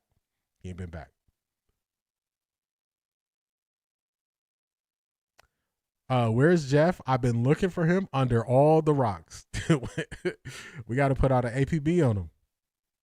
Shedeur don't have followers. We have inducted ourselves in the Sanders family. Shedeur has family. They watching. Nobody watch you harder than the hater. Crown Woman Collective. You can say that again. Tessa she said, look, this is your stance. You changed that whole stance. You changed the whole stance. You switched it up. Let's keep it moving, y'all. Let's keep it moving. I just appreciate people who just call it for what it is. We saw Skip call it for what it is. We saw Michael Irvin call it for what it is. Who we talking about? Zedric, you don't remember Jeff? I'm not gonna put his whole name out there, but his first name is Jeffrey. Last name start with a C. Cleveland media will change what they say about Shedeur. They want access. The narrative is changing in real time. The Lord says, don't grow weary in times of trouble. He will fight our battles. Talk to him, Marie. They won't have a choice but to change. Let's take a guess of how Dap Up and Hugs Kevin done received Sid's bid in ATL. I'll wait. I bet Kevin Stefanski don't have a nickname already. Like the Tide Father. They showing the meaning all over the Browns social. Shedeur's QB1, no doubt. Detroit Gemini, that's it. That is it. What we got next on the docket? This was news this morning, champ. Todd. So we had some players put their name on Todd Monken. Coaches stamp Todd Monken. This is one thing I was calling for. And remember, I couldn't find nobody who stamped Kevin Stefanski but Kirk Cousins, who just got cut. And the funny thing, you know what's funny about that, Shanithia? You sent me that, you tagged me in that on X, and I was trying to see who wrote that article from The Athletic, because that would lead us to who was leaking stuff. But I can't, they never quote who wrote that Athletic article. I even went to The Athletic to find the article, and they never quote who wrote the article, because I think that'll uncover the leak. That's what I think. It's hard to find who wrote that article, and I wonder why. All right, let's keep it moving. Pro Bowler Champ Bailey on Todd Monken. Todd Monken is the Browns head coach earlier. Knowing Shedeur, what do you make of the fit? This dude is one of the better offensive minds that we've seen in the game. He did it at the college level with my Bulldogs a few years back, won national championships. Then he goes to the Ravens and sort of reinvents how Lamar Jackson plays the game. Look, the guy's obviously an offensive genius. I want to see what he does with a true pocket passer like Shedeur Sanders. As long as they get together and start going over what it means to play in his system, I see great things for Shedeur. He's obviously talented enough to play in the league. Now it's just taking this game to the next level. This was news this morning. They stamping him. And this was before they met today. So they already getting to work. Shedeur said it's time to work. He's back. He's there. He's right there with him. He is right there with him. So they are stamping Todd Monken. They're stamping him. Let's go next. What was your initial reaction? I was surprised. Shout out to C.A. Anderson. Shout out to C.A. Anderson for highlighting this for me. Because I think he spoke two different places. He did this, and he also was on 92.3 The Fan. Excuse me. I wasn't sure which one I was going to play, but I decided to play this one, so shout out to C.A. Anderson. You hear all these names, and I didn't really hear his name a lot when it comes to the Browns and the head coaching search. It sounded like it's going to be a younger guy. It sounded like it's going to be, I think, the guy from the Rams, who had a couple interviews with the Browns, a young guy from the former Illinois quarterback. What's his name? Nate Shieldhouse. Nate Shieldhouse. So I was a little bit surprised, but then as I sat back, I'm like, this is awesome because he's been a winner everywhere he's been. Like, he's been somebody that knows how to win. His last two stops was in Georgia. Won 2 national championships with Stinson, excuse me. And then he's had a heck of a career as the Baltimore OC with Lamar Jackson and company. I believe he got an MVP with Lamar Jackson. He did. For that year, he had 41 touchdowns, 4 picks. Like, he knows how to use the guys. So when you sit back and think about it, it's like, yo, you not bad. You're not in a bad spot, right? When you come to Todd Monken. Older gentleman, but he knows the game. And he's been around this game forever. So after thinking about it, I'm actually excited about him coming in. The offensive mind to put with that defense, because the offense is what you need to improve on big time. To me, after thinking about it, I got excited about it. But initially, I was like, okay, this is different because I thought it'd be a younger guy. Yeah, my initial thought was I was shocked. That's the first thing I told the fans when I jumped on there for a little bit yesterday, that I was shocked. But me and you had talked about this. I've told a lot of people this on social media. I was somebody that wanted Kevin Stefanski fired, and I'm right there with him. I was shocked too. Y'all saw me shocked in real time. He's going to get to playing for Todd Monken. And also, one nugget that I really like is Todd Monken was a wide receivers coach, and he was speaking how you have to let wide receivers know when they're going to be utilized so they're engaged and locked into the game. And we focus on the quarterback a lot, but another room that really needs to be built up is the wide receiver room. So you need somebody who can speak the wide receiver language and get the most out of them. So I think that's an underrated part of Todd Monken that people are not looking at, that I'm excited for. So I'm excited for that.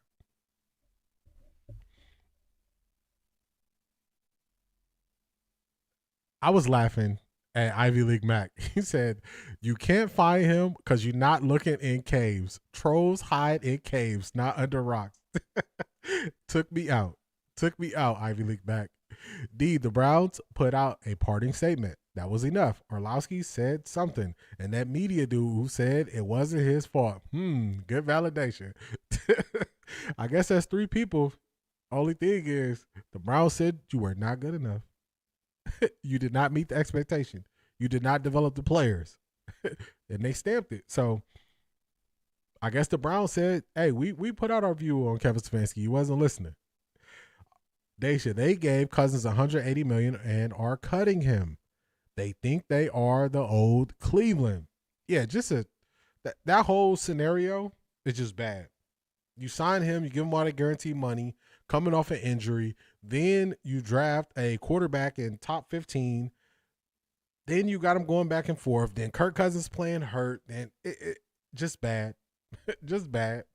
If you start pulling the resumes of some of these teams when they go back to 99 for the Browns, if you go back to 99 for these teams, they have been just as bad. Just as bad since 99, y'all. People don't want to pull it, though. I love Earl the Pearl. This was really good.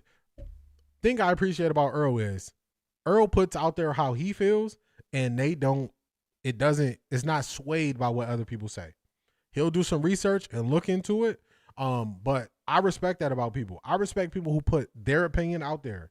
And you can always tell when it's a person's true opinion because they just won't jump off of it. And Earl doesn't jump off his opinion. So I respect that about Earl.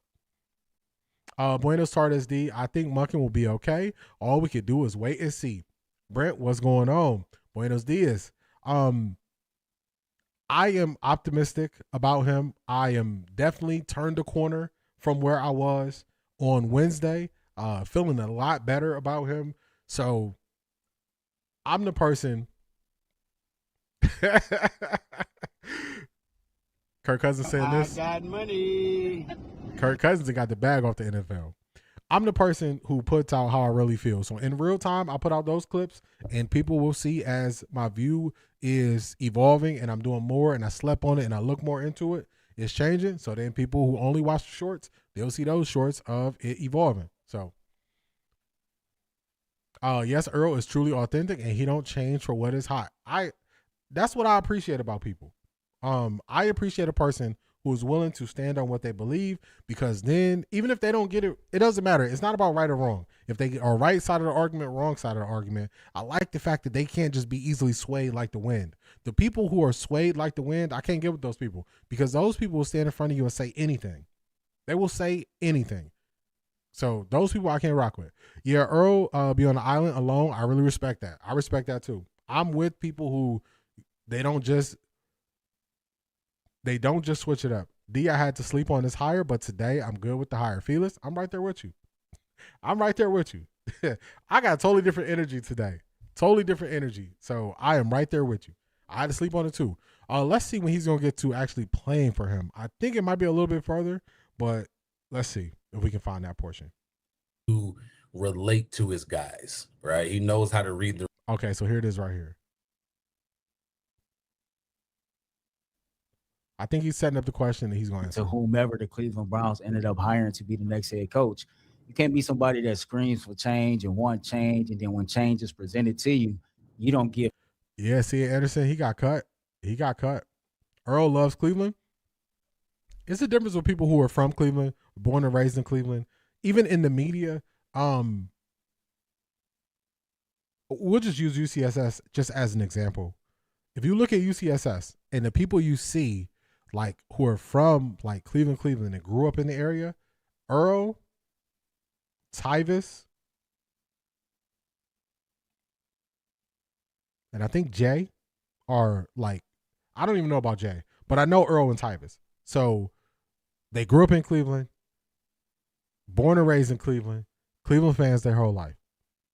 So it's a different feeling.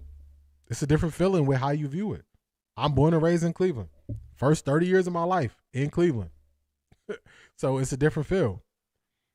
Hey, they can have him. I can't wait. I might even do a pop-up live stream if he get traded to Atlanta. If he get traded to Atlanta, just be like, comment, subscribe. I might do a pop-up live stream party if they trade for Dylan Gabriel. I'm just letting y'all know. So don't say you weren't warned. When you just scrolling through YouTube, it might be at a random time and they announce it. Y'all just going to be like, why are you on live right now? Pop-up live stream if they just put him out. So just like, comment, and subscribe, because your boy might just pop up anywhere if they trade Dylan Gabriel to Atlanta. They trade him to Atlanta, it's going to be a pop-up live stream party. I'm letting y'all know. Get your popcorn ready. If that happens, when the news break and the news get confirmed, if that happened, the boy is going to be on live reacting to it. Just so y'all know. Don't say I didn't warn y'all if he end up going there. Don't say I didn't warn y'all. When I saw Kirk on NFL as an analyst, I was like, Kirk is deciding his next job opportunity. He is. Technically, Deshaun Watson contract only played $1 million more a year than Kirk's. Jason did no stats on that. He did it. Sometimes CO7111, the ports in ATL are closed. Dylan is someone that can run our offense and stabilize the position. Zedric already has Kevin Stefanski's answer. People, when they just want to dog the Browns, they never look outside of the Browns and they think it's a flex. It's not a flex. You got to look at the landscape of other things that are going on in the NFL. They just, Cleveland's so bad, but the Jets are good. Okay. I'm going to have a drink of sparkling cider in a champagne flute. That's funny you said that. I think we got some sparkling cider. I think we do. I think we do. We might have to cheers to that if he get traded. What would they have to trade to Cleveland? When you have a potluck and the person that everybody know they can't cook, and they say, bring the plastic forks, bring silverware, and bring the cups. And if you want to add something else to it, you tell them bring the pop. Midwest, we call it pop. Some people call it soda. That's what they tell them to bring. So you ask, what would they have to trade to Cleveland? Paper plates, napkins, plastic silverware, and some pop. And he's yours. And he is yours. That's all we need. We don't need much. we don't need much. We'll need much. We'll need much. You want to throw something in there, throw in a 7th round draft pick to make it look better. We'll need much. Just get us set up for our party we're going to have when we trade him to you. That's all. Just bring the extras. Just bring the extras. And he's all yours. He is yours. Let's get back to Cecil. Give change a fair chance to show you what it can do. And so right now, rightfully so, we are in the C. Brown Run, you know what I'm talking about. Hey, they don't want you cooking nothing. Bring the ice. I need you to bring 4 of the big bags of ice. Oh, South, we call it pop? Yeah, down here in North Carolina, they be saying soda. I'm like, soda? Yeah, I call it pop. I remember having those conversations. Don't forget the chips, for real. We don't want nothing out your kitchen. We don't want nothing out your kitchen. And they say it's so nice and make it sound so good that they don't want nothing out your kitchen. No. You the person that find the deals. Nobody can find deals on paper plates like you. You are really good at that. You are really good at that. We want you to stick to what you're good at. Stick to what you're good at. Since Kevin Stefanski made them pick DG in the 3rd round, I want a 3rd round pick back, period. Don't give them a discount just because he's not. Don't give him a discount just because he's not worth anything. I'm just saying. Marie said, we are not taking the paper plates. She said, we gave up pick 94. You better give me a pick in the 90s. Give me a pick in the 90s. Marie said, nope. They tell him, hey, look, I ain't seen nobody carry ice and pour it in the cooler like you. I ain't seen nobody carry ice and pour it in the cooler like you. Nobody. You the best at that. They hype you up. They gas you up. But really, they don't want you around nothing in the kitchen. They don't want you around nothing. Last time, you done brought that blue cornbread. Nobody ate the blue cornbread. We don't need the blue cornbread that you brought last time. We don't want that blue cornbread. We don't want it. Or make him 3rd string on the depth chart until he leaves. We got some equipment guys you could throw to. Wouldn't that make sense? There's some equipment guys you could throw to. Ain't that what they did to the last guy who was 3rd string? So it's only right we treat him that way, right? It's only right? A 3rd for a 3rd, even exchange. Yeah, Marie said no discounts, full price. You paying full price. Full price.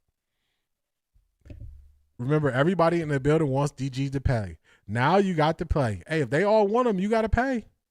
Browns just gave content for the next week, for real. Too funny. Chasing Destiny, you know what it is? They don't want you nowhere near the kitchen. If ever someone tell me to bring the paper plates, cups, and ice out in place of cooking, I'm not coming. Hey, that's the most polite, disrespectful thing somebody could do.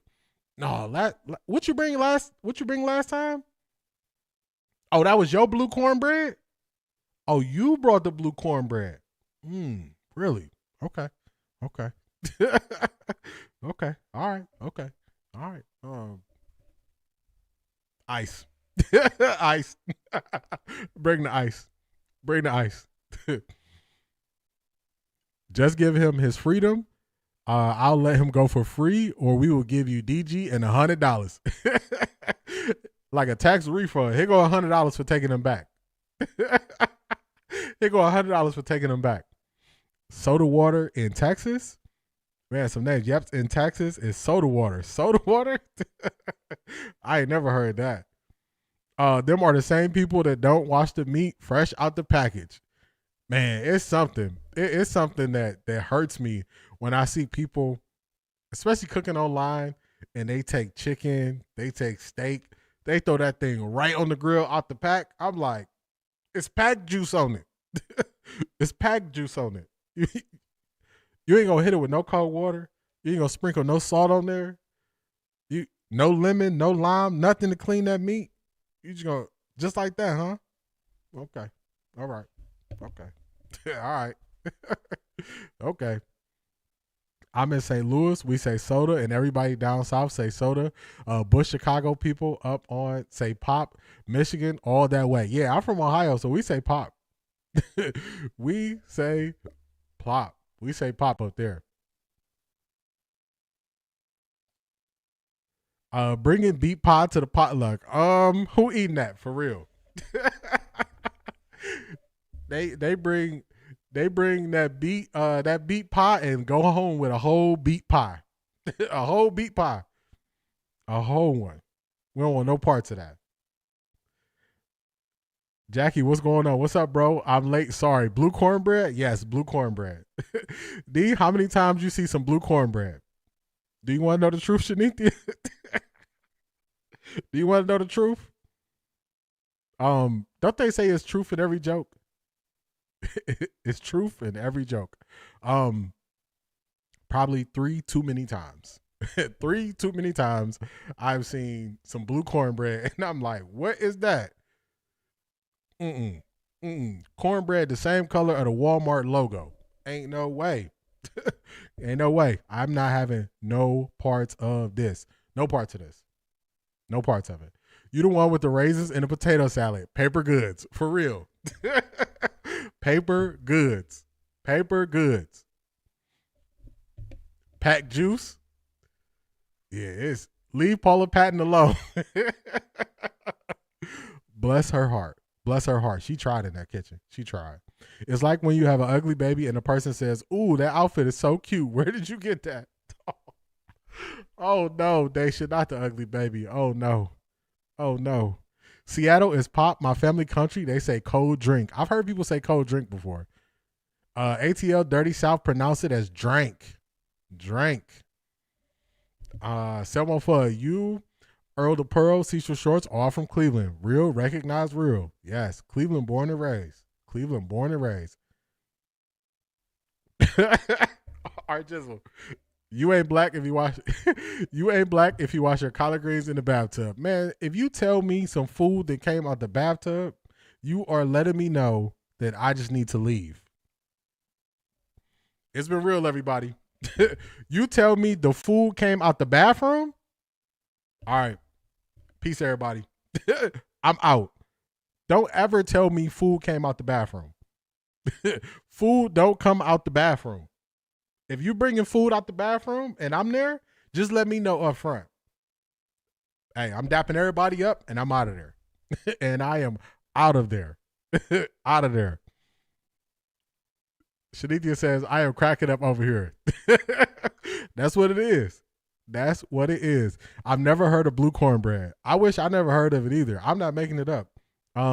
It was some type of organic cornbread back in the day. I ain't touch it though. Everyone here in ATL trip when I say pop. Yeah, it's like they act like you said a curse word. Pop. Pop. What is pop? You're like, come on, man. You know what I'm talking about. You know what I'm talking about. Man, if DG go to ATL, I think the city will really crash out. Felix, that'll be their problem. I just saw a video of Shedeur, his new coach. Powerful. Jackie, yes, we played that earlier. And it just shows that the narratives are being put to bed that nobody wants to coach Shedeur. Cold drink, never heard that one. Yeah, that's a new one. Hot water cornbread. I'm from the south way of Texas, and my dad said soda pop. I've heard soda pop too until I met my husband from Cleveland. He said, say that again. I was done. Now it's Coke. I've heard places where they only say Coke. You want a Coke? And they got all the different flavors. When I used to go to Alabama as a kid, I think they used to call it Coke. I can't remember. Brick City, Newark, Jersey. Brick City, Newark, Jersey, soda. On the listen train, got to go to work. Thank you for everything, C.A. Anderson. Hopefully you enjoy hopefully you enjoy on your way to work. Stay safe out there. We say cold drink in Nashville. Cold drink, man. I'm with you when you're right, D. Time to go. Yeah, you tell me food came out the bathroom, it's a wrap. He can eat those greens in that bathtub ring, for real. My godmom used to wash her greens in the washing machine. Key Mathis. I can't go for that. No can do. I can't go for that. I can't go for that. I cannot go for that. No way. Food out the bath or cats on the table, for real. Cats on the table, and y'all ever see those videos on YouTube that like cat be picking with the food while they be trying to cook? I'm out. I'm out. Yeah, that's nasty. Greens washing the bathtub. I had an aunt do that. I didn't eat it though. Yeah, no way. No can do. No parts of that. I'm not eating that. In the South, they call it everything Coke. Yeah, I was trying to remember because I think when I used to go to Alabama as a kid, they used to call everything Coke. Oh, you want a Coke? I'm like, no, I don't drink Coke. And then they show you like grape and orange, and they show you all different flavors. And I'm like, Coke, this don't match. Like, this do not match. I ain't nasty, but my bathroom are gonna wash my food. Yeah, I can't go for that. Yeah, cats, I can't rock with that. When you say pop, we think you're talking about your dad or granddad in Atlanta. Dang, I'll be all out of place. They say cold drink in the country. Yeah, everybody say it different. Everybody say it different. Some family secrets are meant to stay hidden. Yeah, that washing machine. We done got off the rails, y'all. We done got off the rails. Let me get us back on track. Latika says, I'm from NC, now living in South Carolina. It's always been soda. Yeah, down here where I'm at, North Carolina, they say soda. I'm like, pop? They be looking at me like, what is that? We done got off the rails. Blue cornbread, greens from the bathtub. Let me get us back on track. Let's get to Cecil's answer. Come on, Cetus. Pull us out of this, Cecil. The honeymoon stage with Todd Monken as we get to know him as a fan base. I posted a couple of videos on my X account. Y'all can go follow me on X, EarlPro_216. And, just hearing him talk, he has more charisma than what you thought he did. You can't judge a book by its cover based on just the few videos you've seen of him and how personable he seems to be. But you had the opportunity to be coached by him, man. So had to get it back on track. Through it. Like, what is it like to be coached by Todd Monken? Tell us about what the offense is like. I agree, most Anderson. about just him as a person. You know what? I think you hit the nail on the head when you said you can't judge a book by its cover. Like, Monken got some swag to him. Like, he knows how to relate to his guys, right? He knows how to read the room. He knows how to communicate with his guys, right? I was actually watching a video when he was at some point, Uncle Kev, that's my dog. What up, a video when he was in Cleveland talking to Njoku, right? And how he kind of broke down, hey, Njoku, in this situation, it was 10-2. What are you thinking here? Because you made a business decision, right? A football decision, and you went underneath him, right? And that was great. But we're thinking you go up the field and we hit you back shoulder. Like, he knows how to communicate at a high level to the top tier players, to the lower tier players, to the walk-ons. I was gonna say walk-ons, to the free agents, to the. I played with Mike Evans in Tampa Bay with him. So to the Mike Evans guys, he knows how to reach them. He has a great deal of respect. He has a great football mind. So different ideas he came up with, he talked about, very professional. We had fun in that receiver room with him. He's a guy that is experienced, man. Like, he knows how to get the best out of his guys, and he knows how to deal with different personalities, which I think is huge when it comes to being a head coach, because you can't treat everybody the same. You can treat everybody fair, but you can't treat everybody the same. So with him, with us being in the room together, it was Mike Evans, a guy named Russell Shepard, and myself, and a few others. He knew how to reach and talk to every single person. And he was very direct, very straightforward. Didn't tote the line. He kept it 100% real all the time, even if it was uncomfortable. And our room respected him because of that, right? We knew we could get a straight shooter. There was times where he was on our side and he was like, hey, we try to do this. This ain't happened. Boom. See, you ain't starting this week because of A, B, and C. That's just what it is. And we totally understood that. Or, hey, Mike's the guy, or whatever the case may be. He was straight shooter. And because he was that way, we all respect him at a high level. Like, man, he ain't going to play no games with us. We know it's a business, but he going to be 100% real. So for me, I gained a ton of respect for him. The room loved him. The players in the building, it really enjoyed him. And then I think he left there and ended up going to recently to Georgia. And he did the same thing there and just did nothing but win. Like everywhere he's been, for the most part, he's been a pretty good either coordinator or receiver coach, and they found ways to win. And he knows how to develop guys, and he knows how to reach guys in that room. So it was a joy to really play with him. You know, it was so good to hear Cecil break down how he was actually coached by him. Some things that I really like about what Cecil said. He was direct. You know where you stand with him. You know what the expectation is. He's going to help you learn and grow as a player. But he's going to embrace, and he has the courage to have the tough decision. Some people, even in leadership positions, they don't have the courage to have the tough conversation with you. He will have that tough conversation. When I heard that, that's music to my ears. A lot of times when I hear athletes, former athletes that are playing now in the offseason, usually things break down when the coach is not clear on the expectation and what you're doing next and when and how a team will utilize you. That's where the breakdown happens, because then a player might get in their head. They might lose confidence. They might lose their way. They might not stay locked in. They might not stay engaged. So by Cecil saying this, I was like, thank you. That's what the Browns need.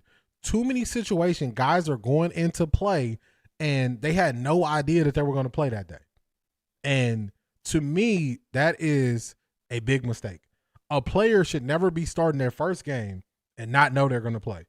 That happened different times under Kevin Stefanski. So that is a big change. So besides the fact I'm watching all this stuff with Todd Monken, then I watched this last night and I was like, I feel a lot better about this. I don't care if what you have to tell me is bad. Just tell me. Just tell me in the least amount of words what you mean so we can move forward and deal with what you're telling me. But if you dance around and use all these extra words and you hide somewhere in there that you're not going to be starting this game, no, just start with, hey, you're not going to be starting this game. This is the reason why, and we can move forward. I can take that initial hit, that initial blow where, man, I'm not starting this game. But you had the decency to tell me I wasn't starting, not tell the media that I'm not feeling well or I'm overheating and then sub me in and out the game like we've seen. Or tell people I'm injured and I'm not injured, a la Wyatt Teller. So this is something that is very, very, very big, and the Browns need this. And this is part of being, I guess they would term or describe you as a disciplinarian or a direct, but this is what the Browns need. This is exactly what they need. They need to know this is what I expect from you, and when you do that, this is the result, and when you don't do that, this is what happens. Clarity. So that's my biggest takeaway here. That was my biggest takeaway. D, I love that the Browns put out that vid with Shedeur and Monken, because just yesterday, Cleveland media was trying to say Monken came because he wants to coach Watson. I don't know why they start saying that. I noticed that too. I thought it was strange. I was like, okay, this is odd, but all right. That's why I didn't really get into it that much, but I thought it was weird. I agree. This is relief when Shedeur threw 360 and got that Hemi. I agree with you there. It is relief.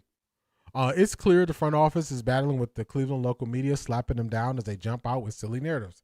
They are. And also, you notice, they go from Jim Schwartz is gaining momentum. I always knew that was a smokescreen. As soon as they said he was gaining momentum, I was like, he not the head coach. Because remember I told y'all, AB does not leak his plans, and I think AB enjoys throwing them off the trail. And we see they keep putting their foot in their mouth for being wrong because they're taking it and just repeating it. I was so happy to see their embrace. Made my whole day. Yes, it changed. Now nobody can hide and say he doesn't like Shedeur. He didn't want to coach Shedeur. It's been reported that one of the questions was, how will you develop Shedeur? So that he was clearly a coach who wanted to coach Shedeur and had a plan to develop him. You can see him connecting with Shedeur, speaking his language instantly. This is what we need. That video with him and Njoku back in 2019 told me he's intentional and meticulous about his work. He is. And he told him, he said, hey, nah. And he explained to him what the defense did wrong. He said, in cover 2, a linebacker would never go that far. He would stop. He wouldn't run with you. You would run clear straight to the middle. We'd throw it over his shoulder. He was like, he would never chase you like that. So he got to understanding. I love that he said Monken will hold you accountable. Heads up, Janky. It's a new sheriff in town. Get with it or get benched. You caught that? How in the hell can you be a good coach if your players don't know they're going to play a game? To me, it's no way you could be good. You cannot be good if on multiple occasions. See, remember I told y'all it wasn't just Shedeur.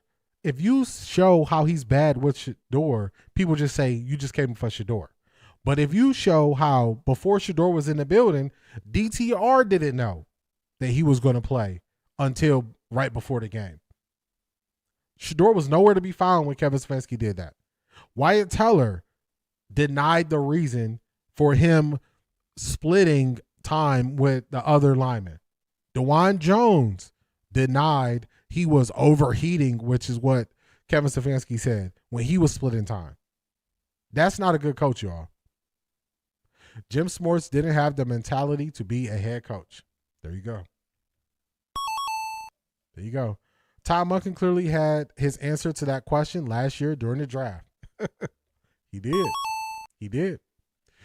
Let's keep it moving. I think I got a throwback for y'all. I got a throwback, I think. Yeah, I got a throwback for y'all. He's never going to go at it. Let's pause it.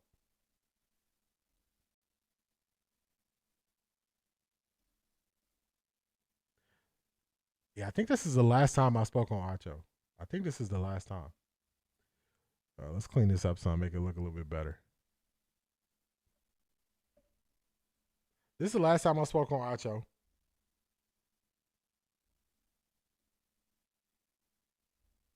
You can see that with the old setup. This is from a while ago. But just listen to what I'm saying about Ocho, and then we're gonna get to Asante Samuel on speaking on Ocho. He's just gonna say he's gonna bring race into it. That's what he's gonna do first. He's gonna bring race into it. After he brings race into it, he's gonna say, I've been talking about them in a positive light for all these years. Then he's gonna talk about I've been a backup. Then he's gonna try to say people not watching film. They don't know what cover 1, cover 2, cover 3, cover 4 is. Acho, we know what all that is over here. That's not going to work. That's not going to work here. Acho, this is the facts of this situation. You were a backup. You couldn't make it in the NFL. That's a fact. I never made it to the NFL. That's also a fact. But you can't insult my intelligence with using extra words that don't mean anything. Did you stick to what you saw from Shedeur in college and speak on it, or did you flip-flop back and forth like Van will call you out for?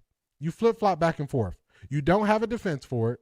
So now you're trying to call them out on IG as this morning talking about, oh, well, let me come on your show. Let's do it live. You can come on Speak Easy. You didn't even organically build this show, Acho. You didn't even organically build your own show. And y'all might ask, what are you talking about? What do you mean he didn't organically build his own show?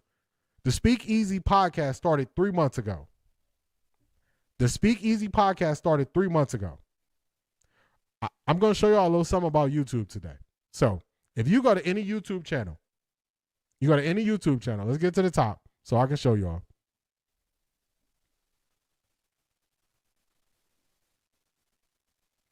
Let's get there. You click more. You go to the top, you click more. It's going to show you when this channel was started. So I don't want y'all to just believe what I'm telling y'all. I want y'all to see it with your own eyes. So we're going to blow this thing up. We're going to make it larger so y'all can see.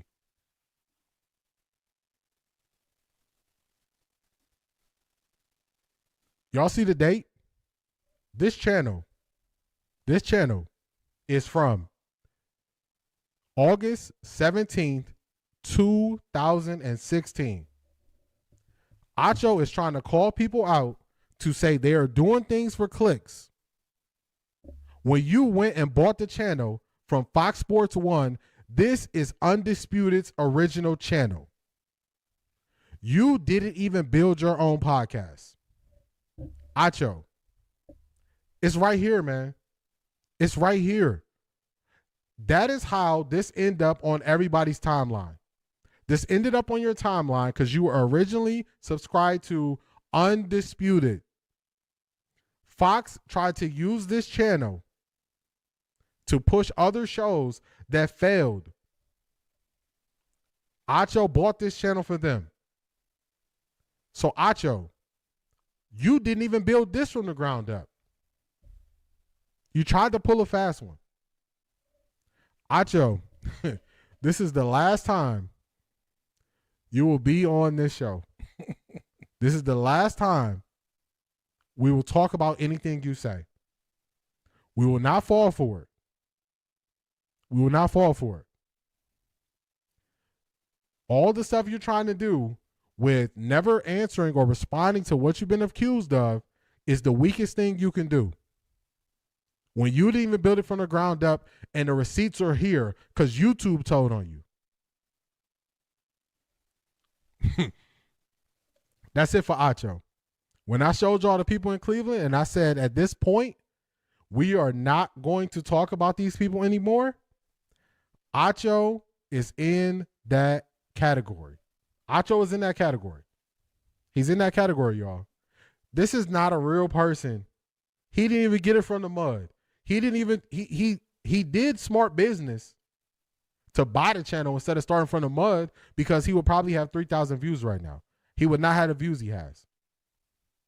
So, Acho, do what you do. Get it how you live.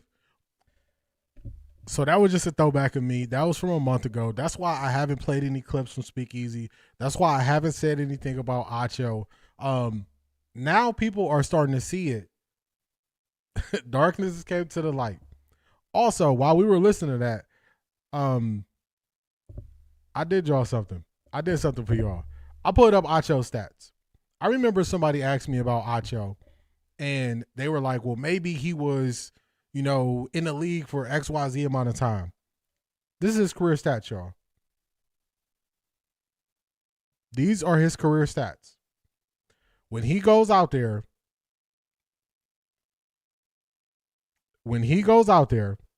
and he tries to say he was this type of player, he was that type of player, players should be doing this, players should be doing that, what do his stats say?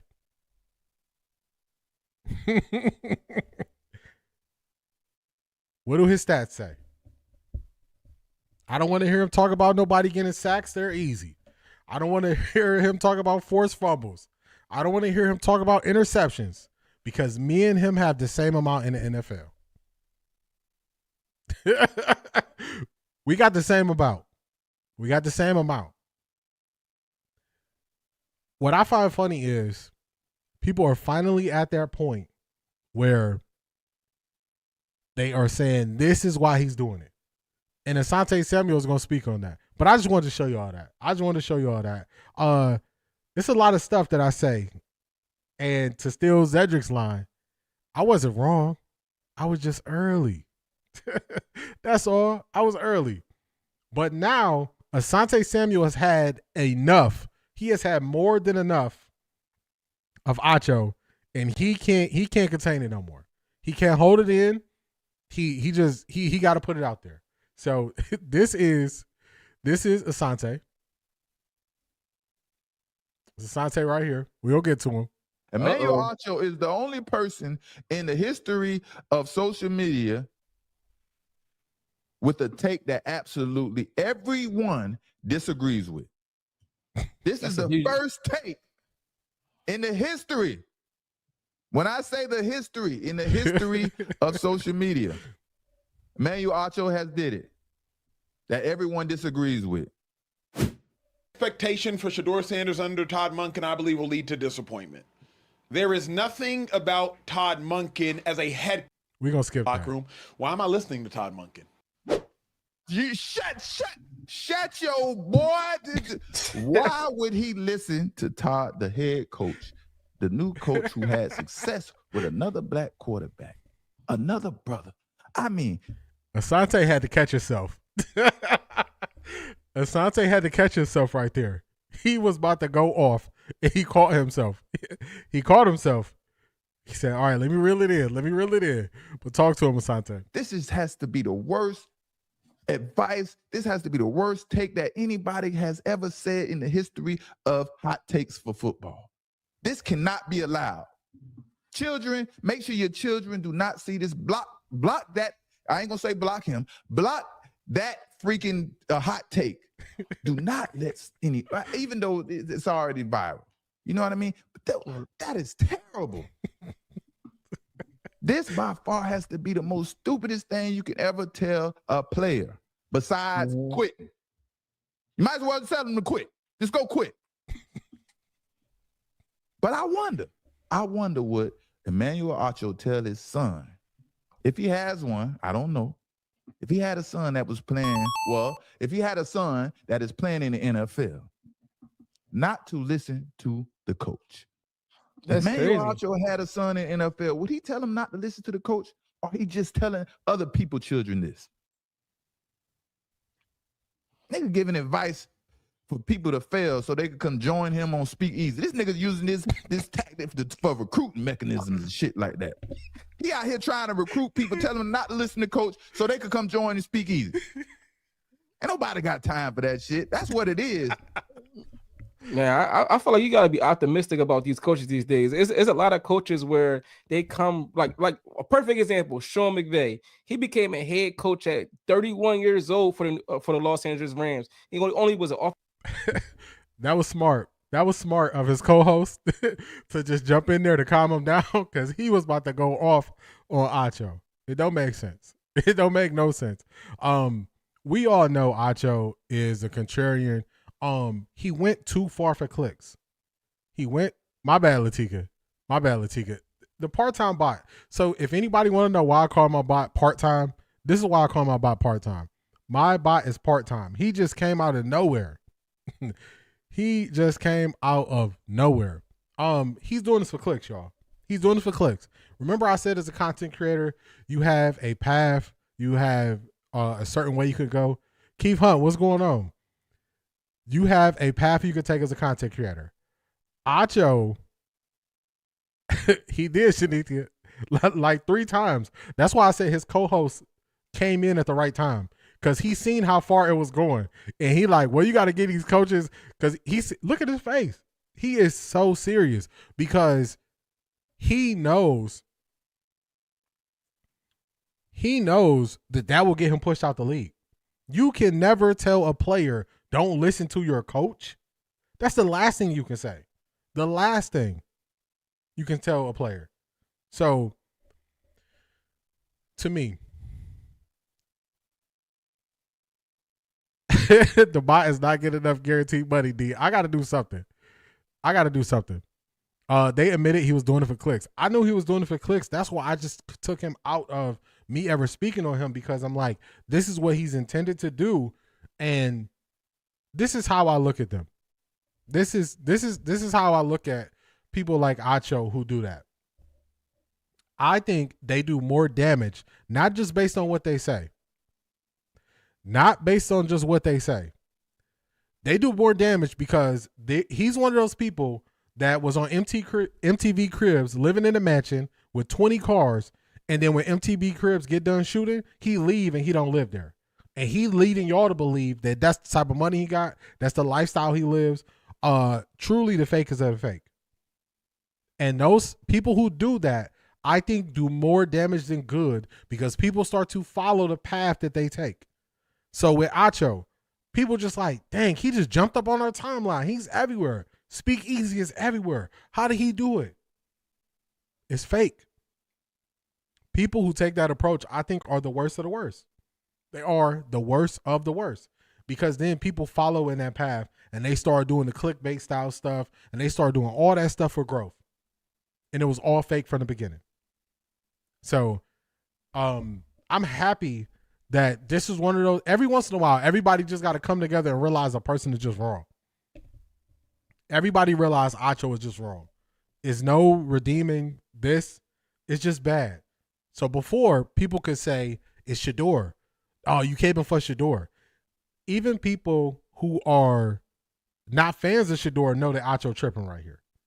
Even people who are not fans of Shedeur know this is an L take. So I appreciate Asante going at him. I appreciate the internet doing what the internet does and going at Acho for what he's trying to do. So I appreciate them for that. I appreciate them because it makes 0 sense. It makes 0 sense for you to give somebody that advice. And just like Asante said, he would never give that advice to his son. He never would.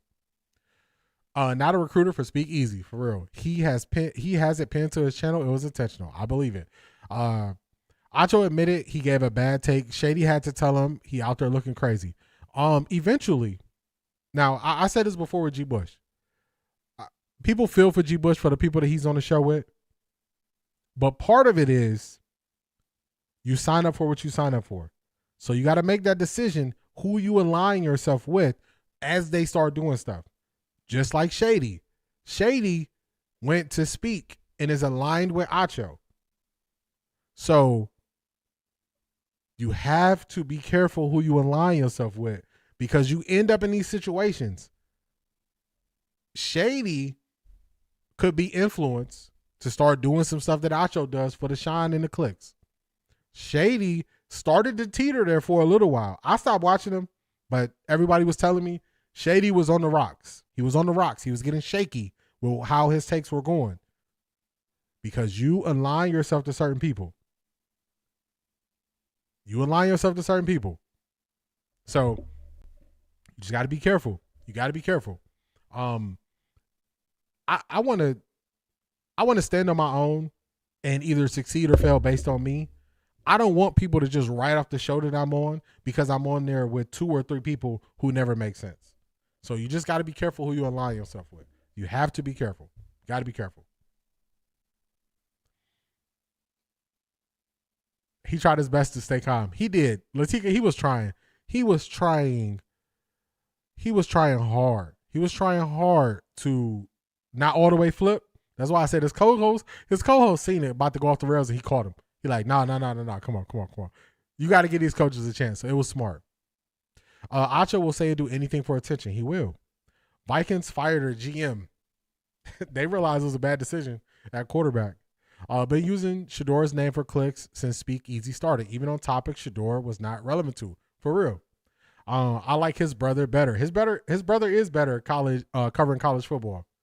It's hard to believe that they're brothers. Yeah, they don't take the same approach at all. You got a lot of YouTubers clickbaiting their subscribers. Year 2 will not be like year 1.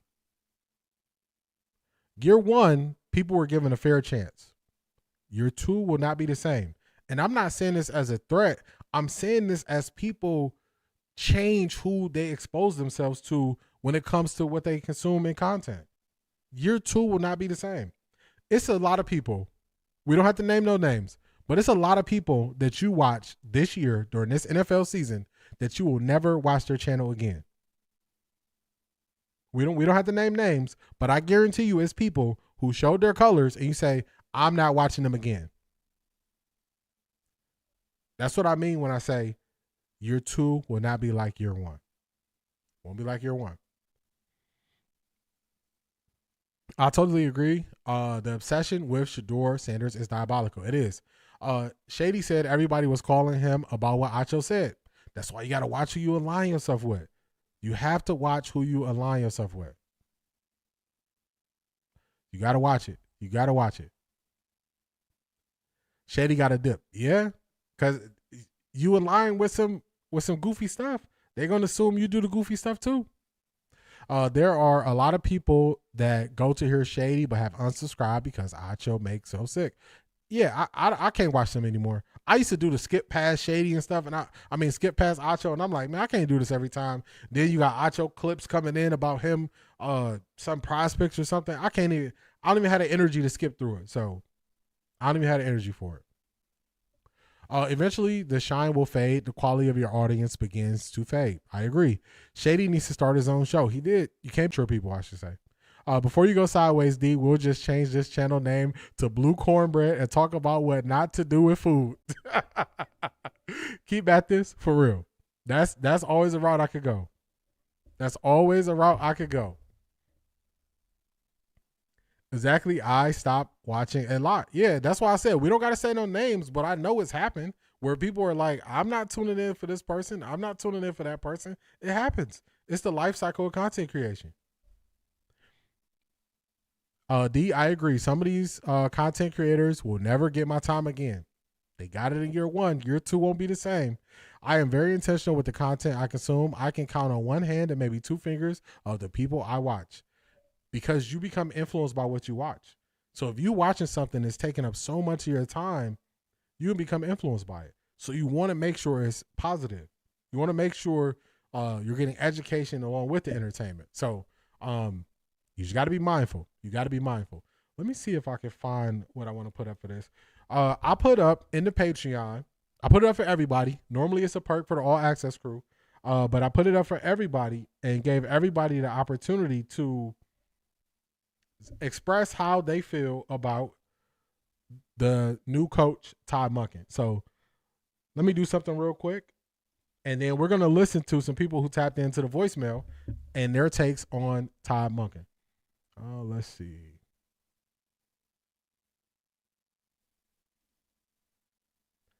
Here we go. All right, so one of the perks of Patreon, let me clean this up on the screen for y'all. One of the perks of being an all access member on Patreon, more during the regular season, but now I'm really going to push it more so your voice can be heard. Like that soundbite that Shanithia had me clip, it's more than just your voice being heard through the YouTube chat.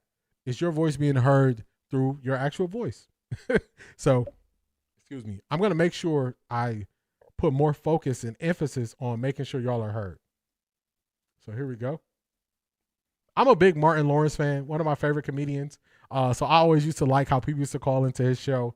So that's why I made this graphic this way. But we're going to listen to some of the people who tapped in, or listen to some of the people who tapped in.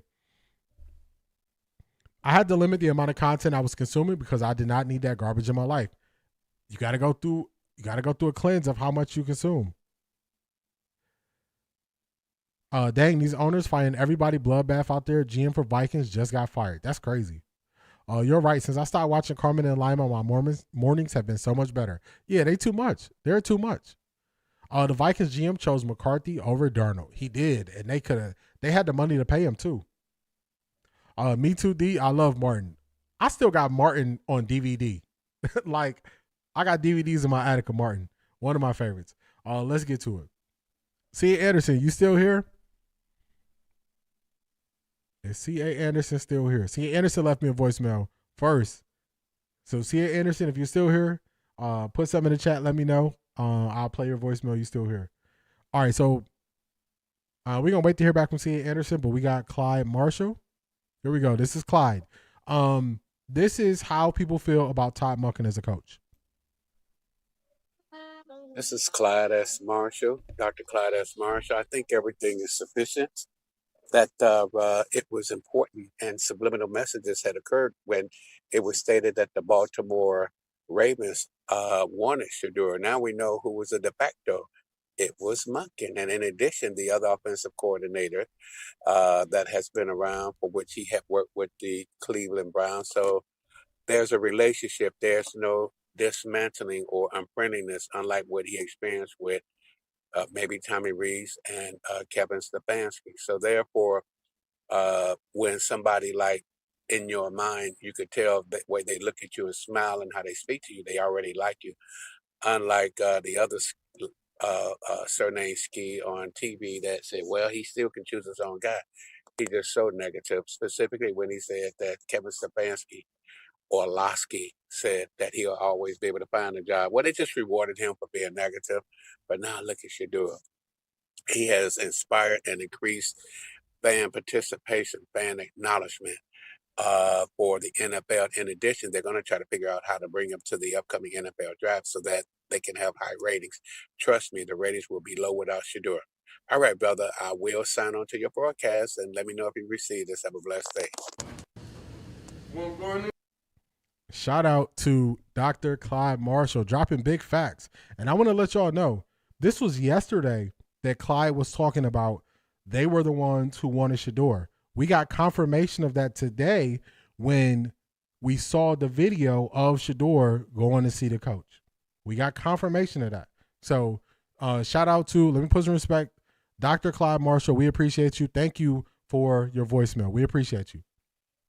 All right, we got C.A. Anderson. C.A. Anderson is right here. Hey D, this is C.A. Anderson. Started this message about 3 times, and I'm going on this big old rant. But today I am pissed, and I'm standing on business. I love our Black brothers and sisters, but I am so ashamed of the way the Black media and the Black coaches and the Black NFL players are handling this situation with Shedeur.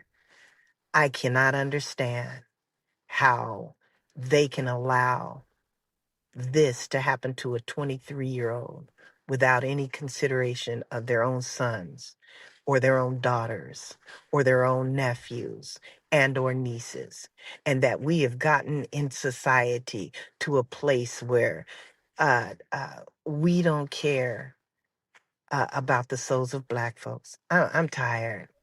I'm tired, and I love you, and I love what you stand for, man. Hang in there, right or wrong. We still brothers and sisters, and I'm not gonna let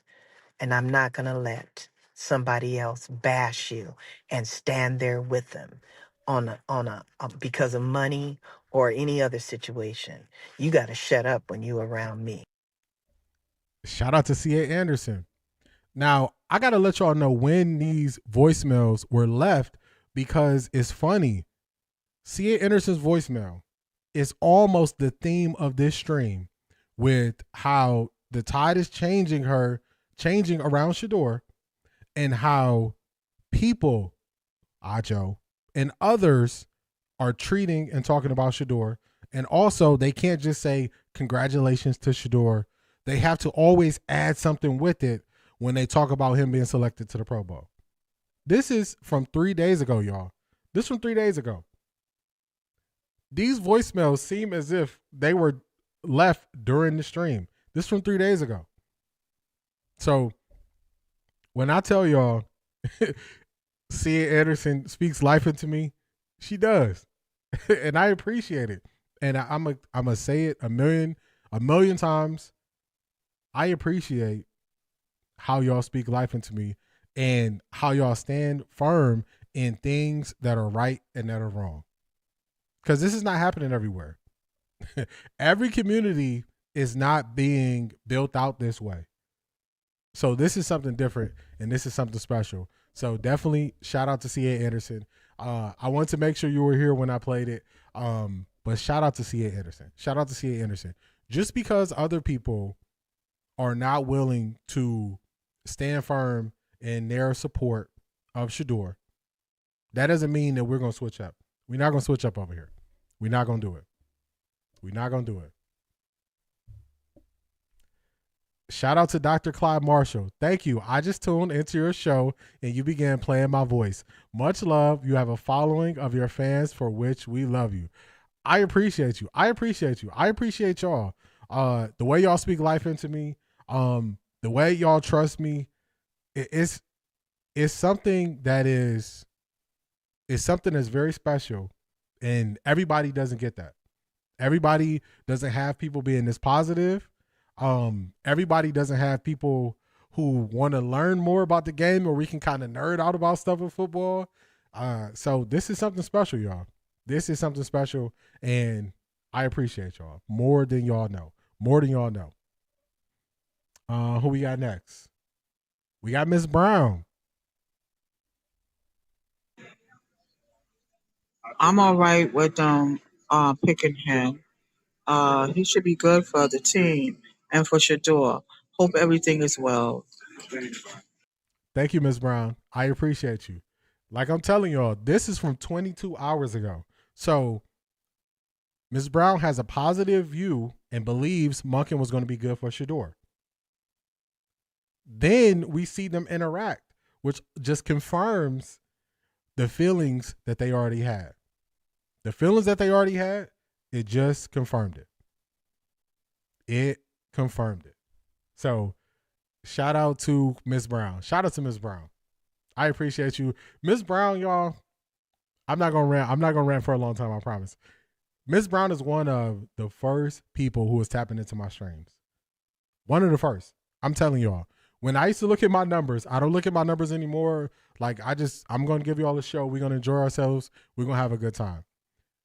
But when I did look at my numbers back in the day, and it would be 6 people here, one of those 6 people was Ms. Brown. From the very beginning. It was Brent, it was Ms. Brown, it was Beast.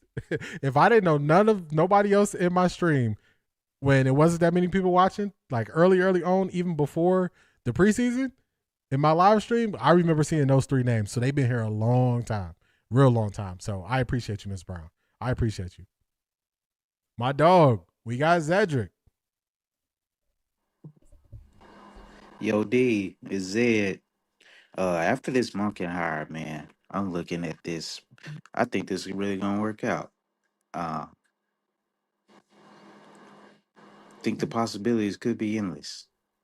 We'll see how everything unfolds going into the off season and moves that are made. But so far, after sleeping on it a couple of days, I'm really digging it.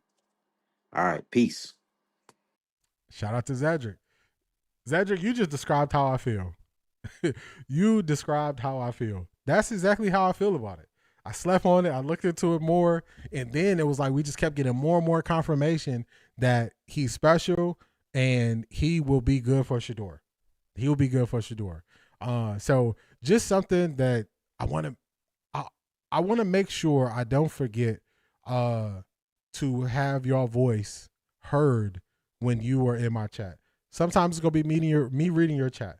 Sometimes it's going to be you sending me a message on Patreon. Sometimes it's going to be y'all leaving your voice and having a voicemail about a subject. So I just hope that y'all appreciate this. I enjoy this. I appreciate y'all. And it's just growing and it's only getting better with time. So I appreciate y'all. D is definitely a movement. I agree. C.A. Anderson, hopefully those are tears of joy. Tears of joy. Key Mathis, this is your calling, D. I didn't get to it in that video I played this morning.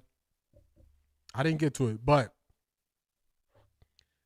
it's something about a person saying they would not trade everything they've been through in their life to get to the point that they're at today. And I wholeheartedly agree with that.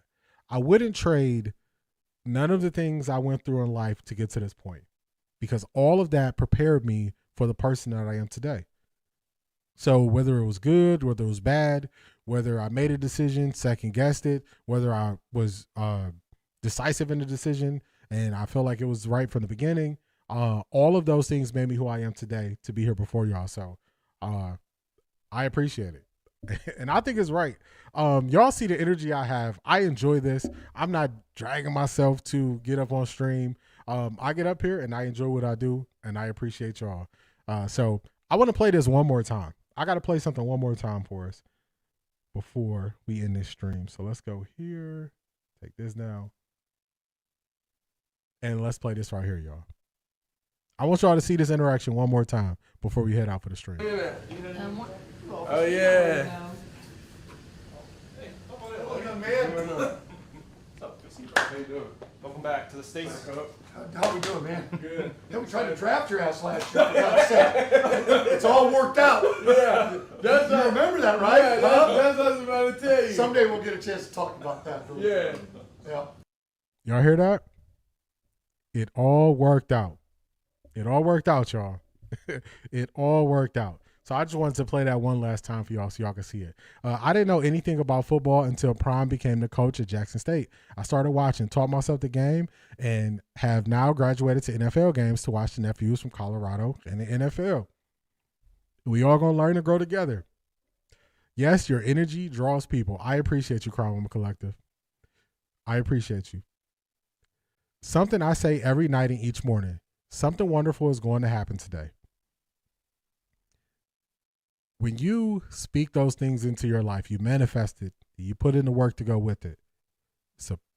It's a great thing to do, and you'll see the results of your rewards for you rewarding yourself and treating yourself with dreams. So, Jackie, powerful statement. I agree. Hopefully y'all enjoyed this. I felt really good coming into this stream. We hit a lot of different points. We hit a lot of different views. We got to hear from y'all. Y'all tapped in. Hopefully y'all enjoyed this. I enjoyed this. I feel a lot better than I did on Wednesday when I got the news. So hopefully y'all feel better too. One thing Kevin Stefanski was right on his draft day call to Shedeur. God works in mysterious ways. He ain't never lied on that one. Talk to him, Shanithia. I was alarmed when I heard Kevin Stefanski say that, because I was like, in all this time Kevin Stefanski been on the Browns, I've never heard him reference anything with God or religion. So I was alarmed, and I was like, let me not be negative. Let me not question this. But I was alarmed when I heard that. But shout out to you, Shanithia. Not letting them forget it. They needed each other. Shedeur needed a coach, and he wanted to coach him. I agree, Latika. Andrew Berry, I attended the University of Chicago, the Harvard in the Midwest. I knew you loved Shedeur. How you replaced Joe, Kenny, and Dylan, and now Kevin, all for Shedeur. Talk to him, Clyde. Talk to him. Best authentic show on YouTube. We appreciate you, D. I appreciate you, Black Pearl, and I appreciate your words. I really do. I appreciate your words and your input. I appreciate it. The Cleveland media is going to hate. DG is on his skateboard heading to ATL. He about to skate all the way down there. Hey, hopefully you take the blue cornbread with him, because we don't need it here. Hey, fam, if you love the content on YouTube, join the Patreon family. There's more. Keep at this. I appreciate you. Definitely tap into the Patreon. We do some special stuff over there. It's great energy, good vibes. We got a group chat. You can join at the free level, but at the free level, you just don't get all the perks. So if you want all of the perks, you definitely want to at least go at the super supporter level, and from there, you definitely want to. KC, but what God does he worship? I don't know. I'm not gonna look into it, but it seemed like it's a different one. Ken throwing up that big risk. Yeah, that's what Detroit Gemini was saying earlier. She was saying that earlier. Good take, Mr. U Chicago, UPenn man here. Shout out to Ivy League Mac. C. Anderson says Patreon, yes. KC says love the show. I appreciate y'all. It's been another real one. Don't fall for any negativity. Don't fall for any twist they try to do this weekend. Make sure you enjoy yourselves. If you are in the area that's going to be getting snow, like in North Carolina, some places that don't normally get snow, please stay safe this weekend. Do what you have to do today. So if it is a bad storm and you live somewhere that doesn't normally get snow, you can stay safe. So I appreciate y'all. Have a wonderful weekend. Actually, let me not. Hold on. Shout out to everybody who supported the stream. Let me shout y'all out before I go. Let me show y'all my manners. I got manners. Shout out to Shanithia. Shout out to Black Pearl. Shout out to Shanithia. Shout out to Jay Howe. Shout out to Crown Woman Collective. Shout out to C.A. Anderson. Shout out to Tessa. Shout out to CO7111. Jumping in before we end the stream. Shout out to CO7111. Great stream. Stay safe out there. I know you're out in Georgia. If y'all get any snow or anything, stay safe, stay warm. If you don't need to go outside, please stay inside. Going into the evening, we're supposed to get snow overnight. Latika, they already closed my store. Had to be in at 6 a.m. I'm excited for you. Latika. I appreciate that, Shanita. See y'all at the watch party. Great show. Enjoy your weekend. Everybody stay safe. Always a great time. I look forward to these days. I appreciate you, Latika. Latika is also one of them day ones. Before I was even on YouTube, she was here when I was on TikTok. So stay safe out there, everybody. Be careful. Be warm. Don't worry about the haters. Have a wonderful weekend. I will see y'all Monday, 10:30 Eastern. Like, comment, and subscribe. Also, tap into the Patreon. Peace, everybody.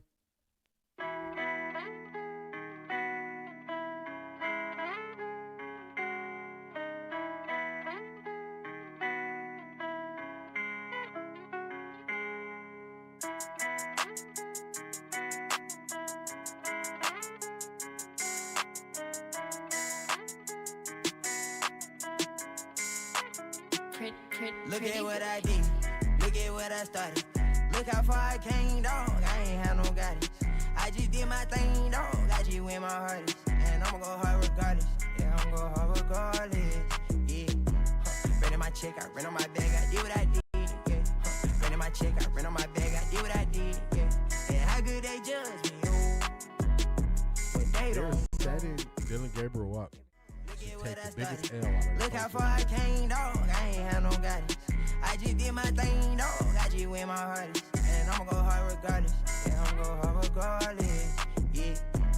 Ran in my check, I ran on my bag, I did what I did. Yeah. Ran in my check, I ran on my bag, I did what I did. Yeah. And how good they judge me, oh. But they don't